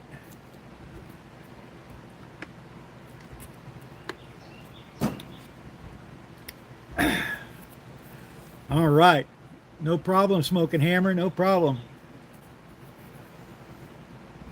It gets pretty hot now. I've warmed up my my on my old Pecos, and I did it a few times on here. But on my old Pecos, I used to mix up my glazes on it, I don't want to throw it in the brook.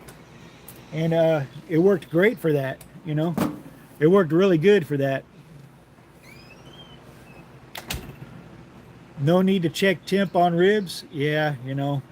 I don't want to take them over 200 degrees internal temperature, so I will. What's on the pit? We got some baby back ribs in there. We got some. We're making up some party ribs. They're pork beef, baby back. Yeah.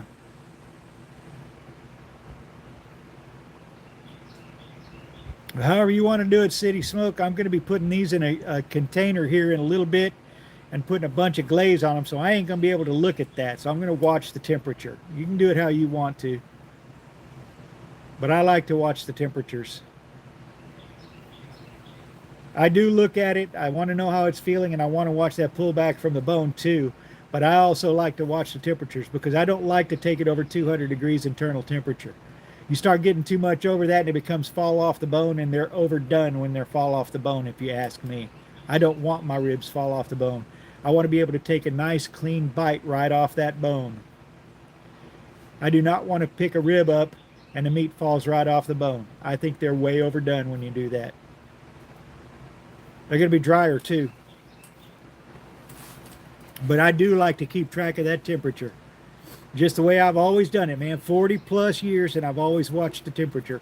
Back when we used to have those old slow moving meat thermometers, those, you know, those old school stainless steel with a regular analog face on it that you stuck in the meat, and you waited till it got to the temperature. And yeah, I've been doing it that long, man.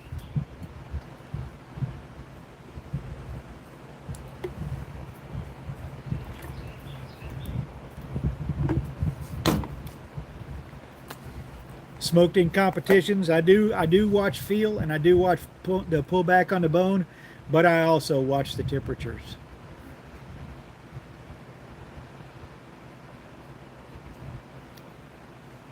Some people do, some people don't. I do. I always have. Even on my briskets, I've always watched I don't watch the temperatures with a leave-in. but I do check the temperatures with my instant read whenever I check them to see where they're at on the temperature. Now, on some things like chicken, I do have a leave-in. If I'm doing a pork loin and I don't want to take it over 145 internal, I'll use a leave-in. I'll use my my Temp Spike Pro and leave it in there. And I do that whenever I'm doing a reverse sear also. I'll do the sear and then I'll put my Temp Spike Pro on it and I'll put it in the indirect heat to finish the cook and get it to the temperature I want on internal. And I do watch that. I did that on my cook I just did the other day, the day before yesterday on my I did a tomahawk and I did a reverse sear on it. And I used my Temp Spike Pro to keep an eye on that internal temperature. I took it to 100 degrees and that tomahawk came out perfect. It finished out at 115 after the rest internal, which is rare. It's a rare on the warm side though. It's not quite to the medium rare point. It's still considered rare at 115 internal. What are we doing today? We are doing some baby back ribs. We're making some party ribs. We got them sliced up into individual ribs and we got those things cooking. We're going to be checking them in another 20 minutes and we're going to be getting them out of that smoker and putting them in a pan. And I'm going to put a little seasoning on them. And after that, I'm going to put some butter and some brown sugar on them and some honey bourbon glaze. We're going to put them back in there and finish them up wrapped up inside there. Yeah, they're going to be good, man.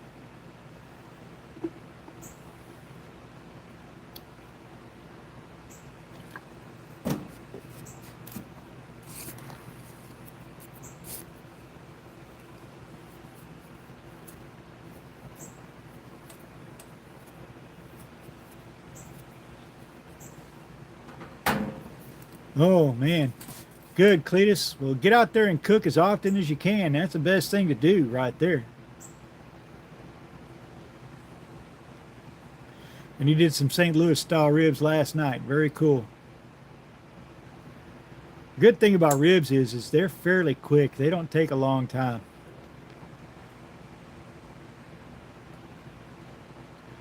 Well, see, Derek, it's just another way to serve them. Is there a benefit? No, not really. It's just that you do these party ribs, you can get you a couple of racks of baby back ribs, slice them up into individual ribs, season them up and throw them on the smoker, get them to a temperature, put them in a pan, put some badass glaze on them, and then cook them the rest of the way to 200 degrees internal. And they're just really good, and it's just another way to eat them. And that's a good way to serve them if you've got a lot of people coming over, rather than having to sit there and slice ribs up for everybody, or however you do it. But yeah, they're really good. I like them. 4 to 8 hours? Well, probably not that long, but I would say anywhere from 3 to 6 hours on ribs, on pork ribs or beef ribs. Ribs in general, 4 to 6 hours. You know. Yeah, yeah. You see, you could do baby back ribs whole and just slather them up, or you can do them as a party rib like this. You can do them a lot of ways. I mean, it's just another way to cook them, and they're good. They're good any way you cook them. They're going to be delicious.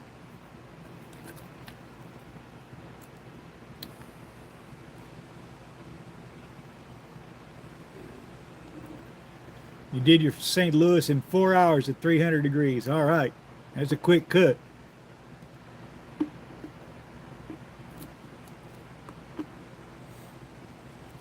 Not really. I've found that in my expert grill, when I'm doing snake style at 250 degrees, they take anywhere from 4 to 5 hours.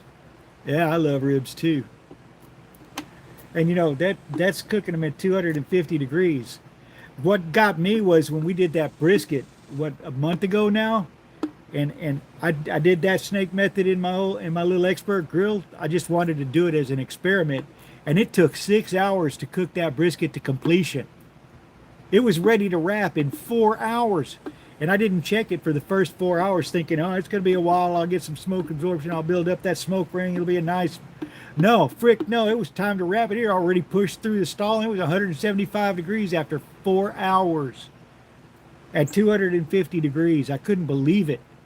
And so I put my instant read in there. I wrapped it at that time, put my instant read in there and my Temp Spike Pros so I could watch that internal temperature and that ambient temperature really carefully. And what the gauge was saying was what it was, 250 degrees perfectly. And man, I couldn't believe that it took 6 hours to cook that thing to completion. It didn't have the bark and it didn't have the smoke ring, but it had a nice smoke flavor. Wasn't really strong though, not a lot, but it had a nice little smoke flavor. But it was perfectly done. It was super juicy and it was really tender. I mean, it passed the bend and pull test, no problem. And it was really good. You know, if I was to go to somebody's, I mean, it reminded me of something you would do in a pellet grill, but it was on the expert grill using the snake method. And it blew my mind that it took that it cooked in 6 hours. But it was only a 13-pound brisket whenever I started, and I did probably trim about 3 or 4 pounds of it. So it was probably 9 or 10 pounds whenever I'd finished trimming it.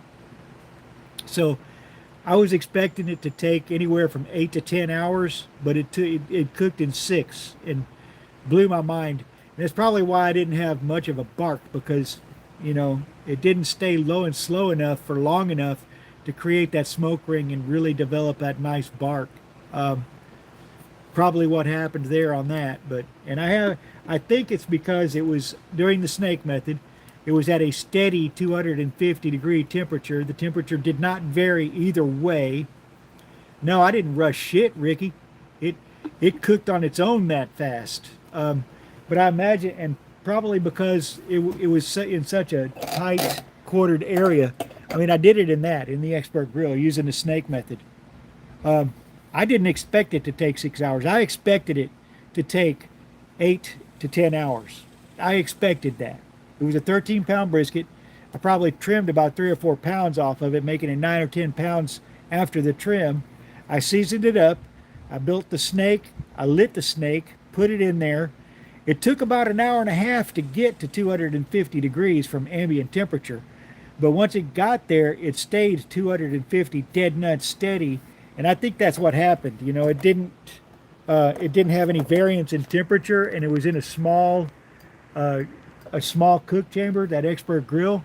So it was really compacted in there, I guess. I don't know what it would be called. And it cooked that brisket really fast. But it cooked it to perfect tenderness. It just didn't have much of a smoke ring, and it had little to no bark.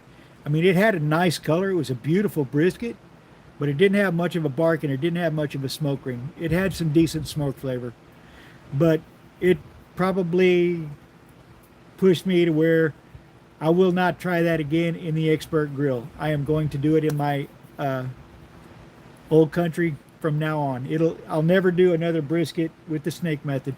Now I'll do the ribs all the time because they come out perfect. Yeah, a compressed area, really small area. Is this enough?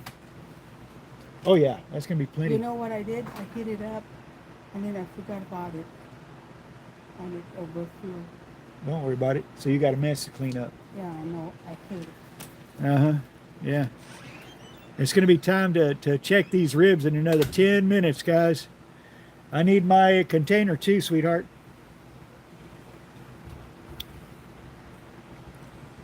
We're going to get those ribs out of there, and we're going to put them in a little container. I'm going to go ahead and use some gloves to do this. I'm just going to grab them and pull them out of there. I'm not going to mess around with tongs. I'll just grab them and throw them in that container there, you know. We've got a Pyrex dish we're going to put them in. But we're fixing to take them out of that smoker. Huh? Are we pulling it out? Are you pulling it out? I'm going to check the Let me temperature. go grab mine. If it's 140 internal, we're going to pull them out of there. Hold on. Alrighty. Well, we're cooking good. We're cooking good.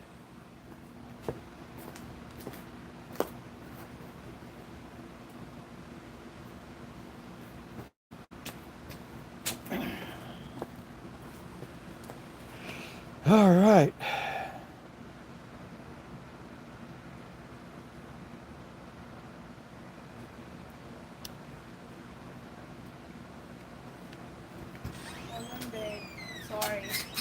I No just problem. got frustrated with the thing that I wasted a lot. Not a lot, but Don't worry about it. It's all right. is that enough, right? Yeah, I'm gonna need. Can you cut that butter? Don't do quarters. Do smaller thin slices. No, I already cut it and put it in the thing. Okay. It's not even a stick, like a 3/4 because you That's fine. That's plenty. hold on. So we need more butter, huh? Yeah, when we go back to We've the got store. we've got that cowboy butter, but that's not what we want to No, use that's on enough this. butter, babe. Yeah. That's a lot of butter already. All right. Okay. Okay, we're fixing to take a look at this. We got 10 more minutes, babe. I don't have lights. Okay, 10 more minutes. Okay. Yeah, we got 10 minutes. I'm just setting up, getting ready. Hold All on. right. Give me a minute. I'll be back. 10 more minutes. We'll be checking these ribs and seeing what they look like. I got you guys set up and we are ready.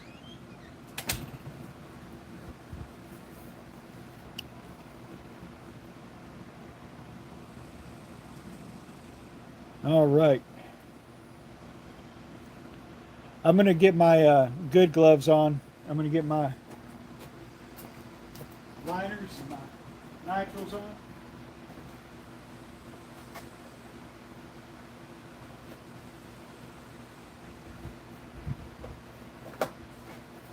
When we get ready to do this, I like to wear these because they're heat protectors. They're really good. What's up, Oscar? How's it going, man? Yeah, I got here just in time. We're fixing to take a look at them in about another 10 minutes. We're just set up and ready, that's all. They're smelling fantastic, I'm telling you, man. They're smelling really good. They smell awesome.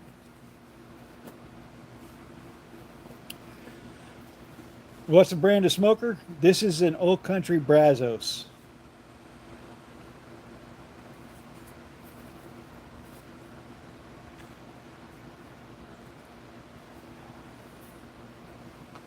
The way you can tell the Brazos from the Wrangler or the Pecos or pretty much any other is because the Old Country tag here will be all silver. With all the rest of them, it's got a black inside with the letters in silver. But that's how you tell. The tag for all the other Old Countries will be black with the letters in silver, while this one is just all silver.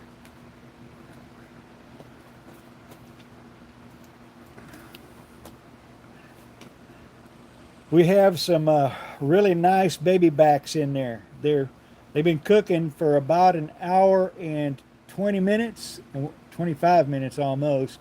We're going to check them for the second time right now, and they're going to be at 140.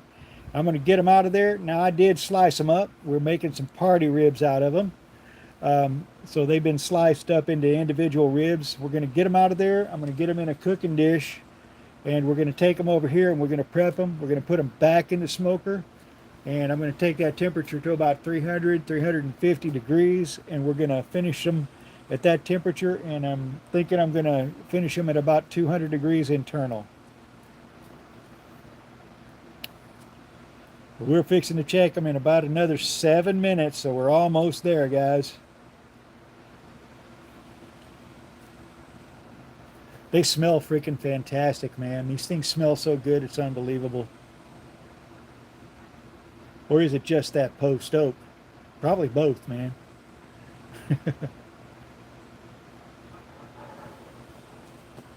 Well, we're smoking some baby back ribs. We got them sliced up into individual ribs. We're making up some party ribs.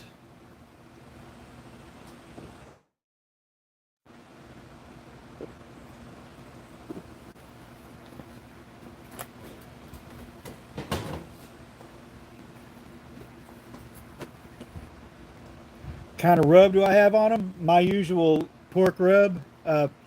It's a third each of coarse ground black pepper, coarse ground kosher salt, and brown sugar with a little bit of ancho chili powder, onion powder, and garlic powder in it. There you go.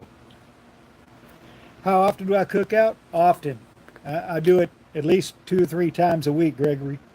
We're out here a lot, and I do a lot of live cooks. I just started doing the live stuff on YouTube recently, like within the last month or so, but it's building up and it's getting better and better. and I'm really enjoying it. It's great here. But I've been doing it on TikTok for a little over a year, and now I'm on both. Right now I'm on TikTok and YouTube at the same time. But yeah, uh, and I'm really enjoying it over on both. It helps me, it helps me a lot. I appreciate everybody that comes on here. I really do. You guys are freaking awesome, every one of you.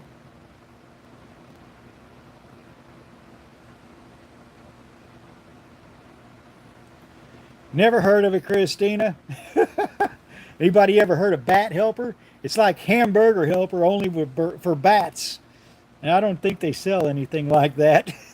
Probably have to make it yourself.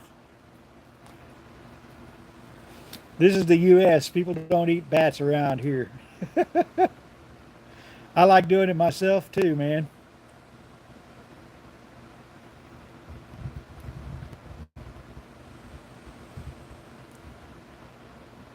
Hey, Jonathan, thank you for sharing my live. Thank you very much. No, never. There you go, Gregory. I'm with you. Yep, double tap that screen. Thank you, Prophet. Appreciate you, man. Thank you. I've already got 24.7 thousand likes. Why not take it to 25,000? I'd really appreciate that. That would be awesome, dudes. Thank you so much, guys. Thank you so much. Okay, we're almost there. 5 more minutes, and we're going to be opening up that smoker and checking those ribs. It's going to be the second time.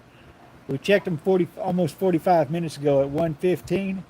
We got those ribs in there at 12:30. So we're in good shape, man. We are having a fantastic day, Scott. I don't use binders, Jeremy. Do you know what my favorite binder is? The natural juice on the meat, that myoglobin that comes in the package. Don't rinse that stuff off. Use that as the binder. Anything else will seal your meat up and prevent smoke penetration. That natural binder, that myoglobin that comes in the package with your meat, on the other hand, that's not blood, by the way. That is myoglobin. That'll absorb the smoke. And since nitrogen oxide reacts with myoglobin, which is what creates your smoke ring in your meat and pulls in that flavor, that's where you get that smoke flavor and that smoke ring on it. You try to use mustard or ketchup or mayo as a binder, you're going to seal the meat off from the smoke. You'll get less penetration, which means less of a smoke ring and less smoke flavor. But yeah, that's why you don't rinse your meat off. And it's not going to hurt you. That myoglobin that's in the package with that meat is not going to hurt you. It's perfectly safe.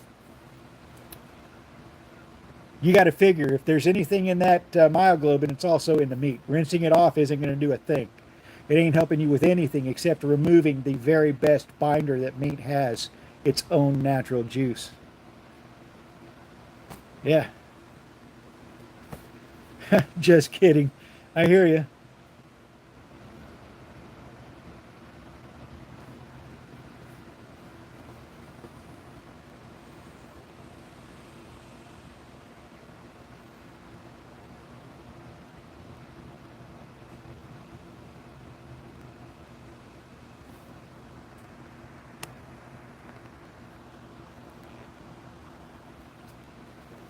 Oh, you don't do TikTok. Well, that's cool, Smoking Hammer. Yeah, I'm on YouTube now. Every time I go live every day at noon Central Standard Time, Monday through Friday.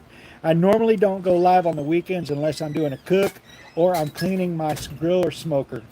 If I'm doing one of those two things, I'm going to be live. And I'm going to stay live until I'm done with either one of them. Now, it usually only takes me about 15 or 20 minutes to clean my smoker or my grill. So I stay on live at least an hour on those days. So that means 35 minutes to, or so is spent just chit-chatting and hanging out with the guys after I'm done cleaning up.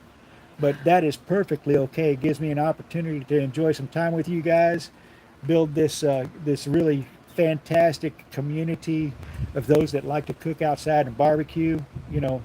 Just good stuff.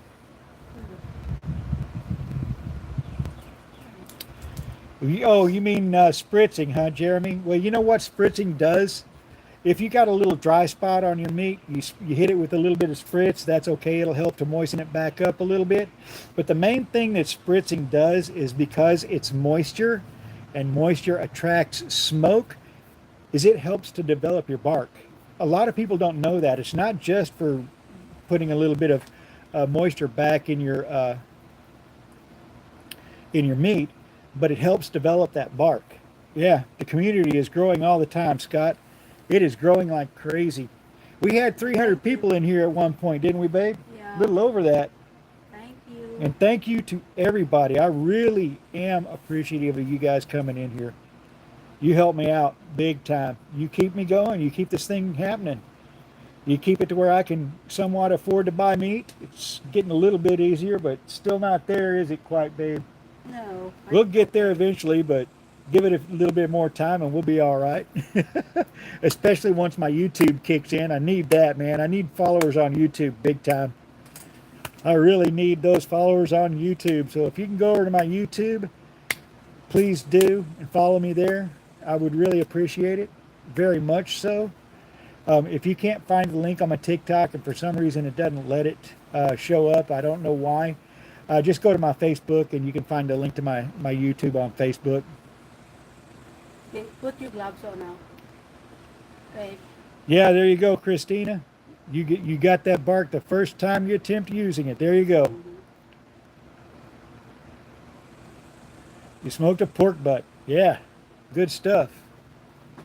Thank you. Appreciate that. Thank you for subscribing. I really appreciate you guys when you do that. You're helping me out tremendously, and thank you so much. I love every one of you. Thank you so much. Why don't I use a binder? Because it'll seal your meat up. It creates a little barrier on your meat that prevents smoke penetration. It'll affect your smoke ring and how much smoke flavor you get. So that's why I don't use a binder. And I did the experiments and proved it to myself. It's time to take a look at these ribs, so I'm going to glove up, guys. I'm going to put my heat protectors on first. These are the insulated part of the gloves. Then I'm going to put on the neoprene. This protects against juice, that hot juice. So I'm good and protected. Because I'm just going to grab these ribs and put them in that pan. I'm not going to use the tongs. So make it a little easier. Can you hand me the Javelin Pro, babe? All right, thank you. Let me go there. And we will be checking the temperatures. I've got my Javelin Pro Instant Read ready to go. And it is set on Fahrenheit. We make sure of that now because we've done it a few times where it was on Celsius. Here we go.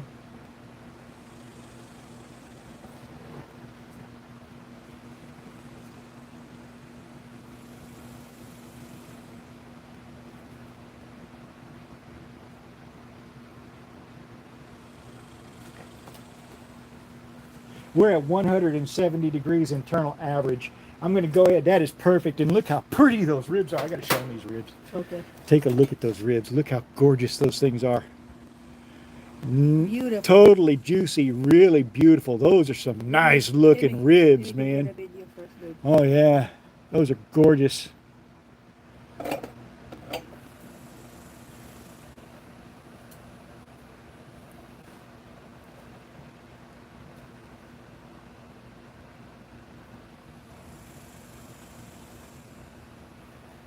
Oh, and that light is spectacular. That really shines it on there. Okay. Did you show it to them? Yeah, I did. Okay. I gave him a close up. Okay.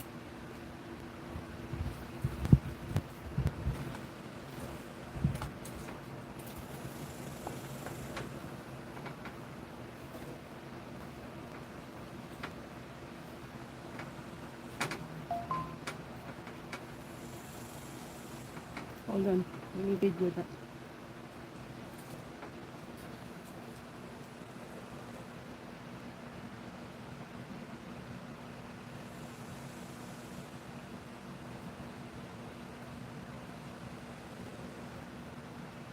Okay, move them. Okay, over I'm here. going to move you guys over here I where got y'all it, can babe. see. I Okay. got it. Come up. I go grab. You want the brown sugar? The brown sugar, the butter, and we got the Careful. glaze. Can you fix this? I got it. Oh, I'm sorry. I covered them back up. There we go. Those ribs are spectacular, man. So gorgeous, and they're juicy. There's nothing dry about those. Boy, those are beautiful. Oscar once mailed to him. And when I get them in there, babe, I cover them up. They're going an hour, and that's it. They're going to be done. Okay. Okay, let me We're just go. going to put them in there now. What you need They're again? already at 170 What internal. you need again? I want the butter, the brown sugar, and we got the glaze right here. And foil. And foil, yeah. Now I'm going to break my rule, and I am going to use aluminum foil to cover them with. I don't like to use aluminum. It has been associated with brain disorders like Alzheimer's and dementia. There is big debate about that. There are people that swear up and down that that's been debunked, and then you can still go on and look on sites that say that no, it hadn't been debunked, that it's still under debate, and there's some people that say that, yeah, so it can go either way. You can look it up, and whichever way you want to find is the way they'll show you on Google, so don't trust Google. And since it's been found that way since the late 60s, I quit using aluminum to cook on a couple of years ago, and I haven't looked back. Do we need seasoning? No, we don't need No, seasoning. I'm not going to season it. There's plenty of seasoning Here's on the these butter. ribs. Hold Okay. on. Brown sugar. Make sure the brown sugar will not fall up. I'm going to use the brown sugar first. Change your gloves. Hold on, let me Take get these it. gloves off. Okay, you want to? Here's No another. gloves needed for this part. Huh? No gloves needed for this part. Okay. Let me turn on this for the. Yeah. Go get that other one for this corner. Go get it. These little fans are badass, man. They rock. They keep the flies away. And I they really want work. them to be in here. They cannot see, but here, there you go. Is that good? Yeah, I don't All want. right. Hold on, babe. After I get this sealed up and get them back in there, I'm going to have to shut the cameras down for a little while, but we're going to be back in an hour. I'm going to take them inside and charge them and let them get back up to speed, because for some reason I can't charge them in this heat. They won't let me charge, so I'm going to do that. But we're going to get these things back in the smoker, sealed up, and going before we do that.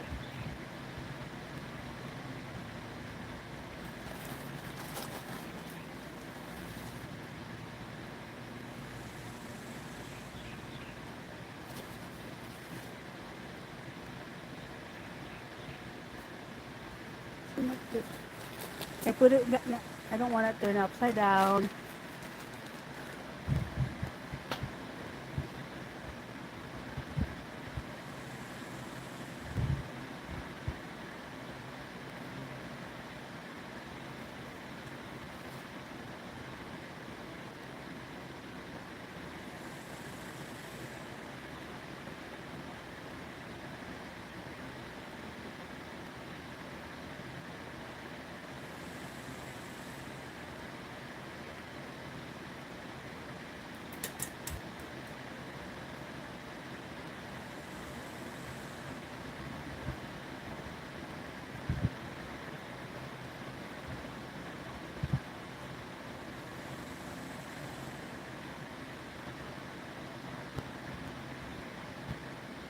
Okay.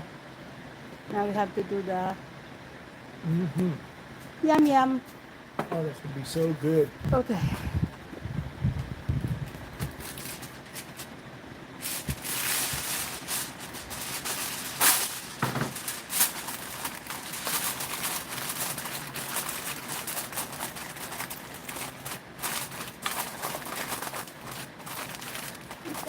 I will just stand up over here and follow you. Okay, ready? Not yet.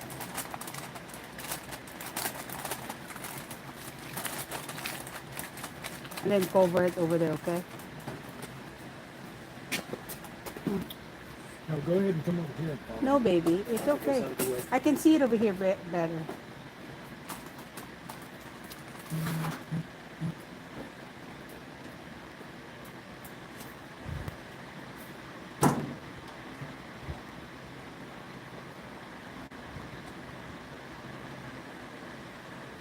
Good. Better. Okay. Come check that fire, see what we got going on in there. I'm going to go ahead and add this wood to it. Probably not going to be adding any more. I am going to preheat some just in case. Bring them over there. But we're going to go ahead and I'm gonna beat you that. check that fire. Boy, those ribs look amazing. God almighty. They look so good. Okay. There we go. That's an old country Brazos. That's what brand of smoker it is.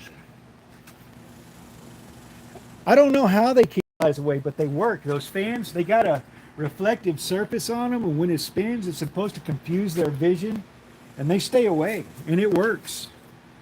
I mean, you can see no flies came anywhere near us. So no preheat wood no more. I'm going to preheat a couple just in case. I am going to preheat some more wood just in case we need to, because we've still got an hour to go, and I may need to add wood in about 30 minutes or so, because about every 30 or 40 minutes I've had to add wood. So the next check is 3 o'clock. The next check is going to be 3 o'clock, and we're not going to be checking them. We're going to be taking them out. We're going to be done with the cook. I'm going to take this to 350 degrees.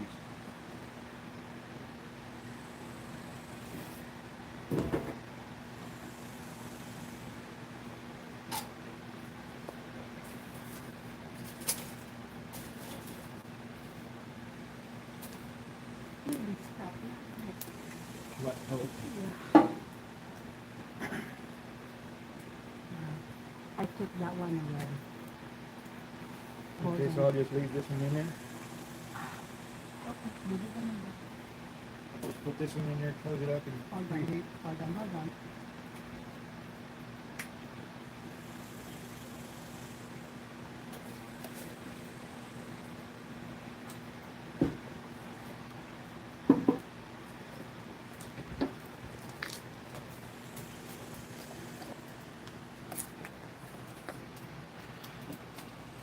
Good? It'll work. It'll be all right.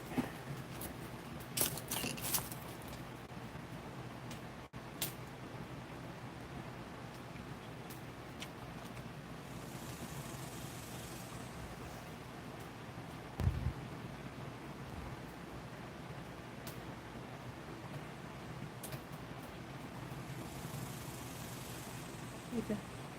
That's good. Good to go. Yeah.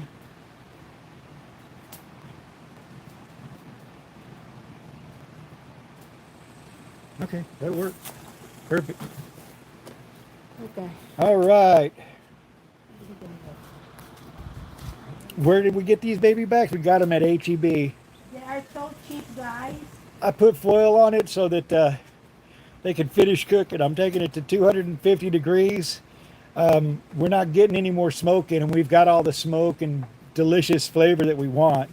I just want them to finish cooking now, and we put that glaze and that butter and that brown sugar in there. These things are going to be fabulous. They're going to be so good. We've been smoking these things for an hour and a half. Fairy dang, they've got plenty of smoke.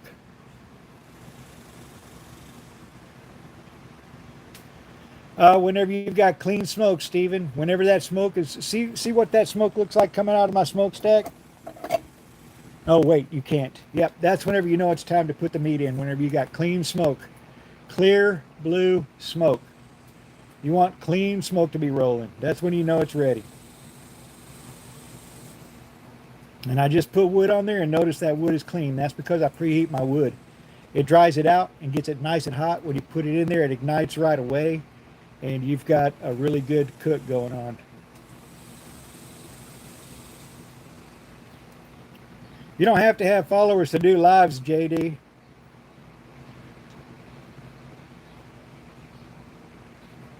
But we got these baby backs from HEB. And they've been smoking already since 12:30. And it's 2 o'clock now. So that's like an hour and a half. And that's plenty of smoke. And we smoked them at 225. They were at 170 internal. That's why we took them out of the smoke and put them in the pan and cover and put the glaze and everything on them. And we're going to finish them in that pan over the next hour. We're going to check. We're going to get them out of there at 3 o'clock, and it's going to be done. But anyways, guys, I have to get off here for a little bit. I got to let these phones charge up, cool down, and charge up. And I will be back here in 45 minutes, a few minutes before 3 o'clock. Okay, so come on back. I will be here then. We will get those ribs out of there. We're going to let them rest for a couple of minutes, and we're going to take a bite, man. There we go. So go ahead and hang out with us here in another 45 minutes. I will be back.